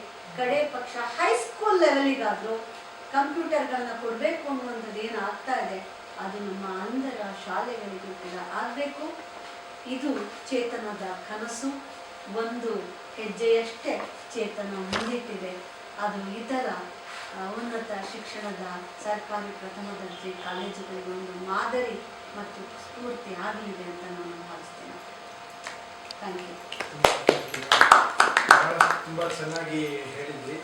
ಹೀಗೆ ನಮ್ಮ ಆಶಯ ಕೂಡ ಹಾಗೆ ಬರೀ ವಿಜಯನಗರ ಪ್ರಥಮ ದರ್ಜೆ ಕಾಲೇಜ್ ಅಷ್ಟೇ ಅಲ್ಲ, ಪ್ರತಿಯೊಂದು ಕಾಲೇಜಲ್ಲೂ ಚೇತನ ಥರದ ಒಂದು ಘಟಕಗಳು ಪ್ರಾರಂಭವಾಗಿ ಪ್ರತಿಯೊಂದು ದೃಷ್ಟಿ ಸವಾಲಿಗರಿಗೂ, ಆಯಾ ಕಾಲೇಜಲ್ಲಿರುವ ದೃಷ್ಟಿ ಸವಾಲಿಗರಿಗೆ ಈ ರೀತಿಯ ನೆರವು ಅಥವಾ ಈ ರೀತಿಯ ಒಂದು ಸಹಕಾರ ಸಿಕ್ಕರೆ ಎಲ್ಲ ಕಾಲೇಜಲ್ಲೂ ಇನ್ನೂ ತುಂಬ ವಿದ್ಯಾರ್ಥಿಗಳು ಉನ್ನತ ಶಿಕ್ಷಣವನ್ನು ತುಂಬ ಚೆನ್ನಾಗಿ ಆರಾಮಾಗಿ ಮಾಡ್ಬೋದು ಅನ್ನೋದು ಕೂಡ ನಮ್ಮ ಆಶಯ. ಸೊ ಇಷ್ಟೊತ್ತು ನಮ್ಮ ಜೊತೆಗಿದ್ದು ಮಾತಾಡುವಂತಹ ಲಲಿತಾಂಬ ಮೇಡಮ್ ಆಗಿರ್ಬೋದು ಹಾಗೂ ಅವರ ತಂಡ, ಜೊತೆಗೆ ಶ್ರೀನಿವಾಸ್ ಮೂರ್ತಿ ಅವರು ಹಾಗೂ ಚೇತನ್ ಅವರು ನಮ್ಮ ಜೊತೆಗಿದ್ರು. So thanks for coming. Thank you. Thank you.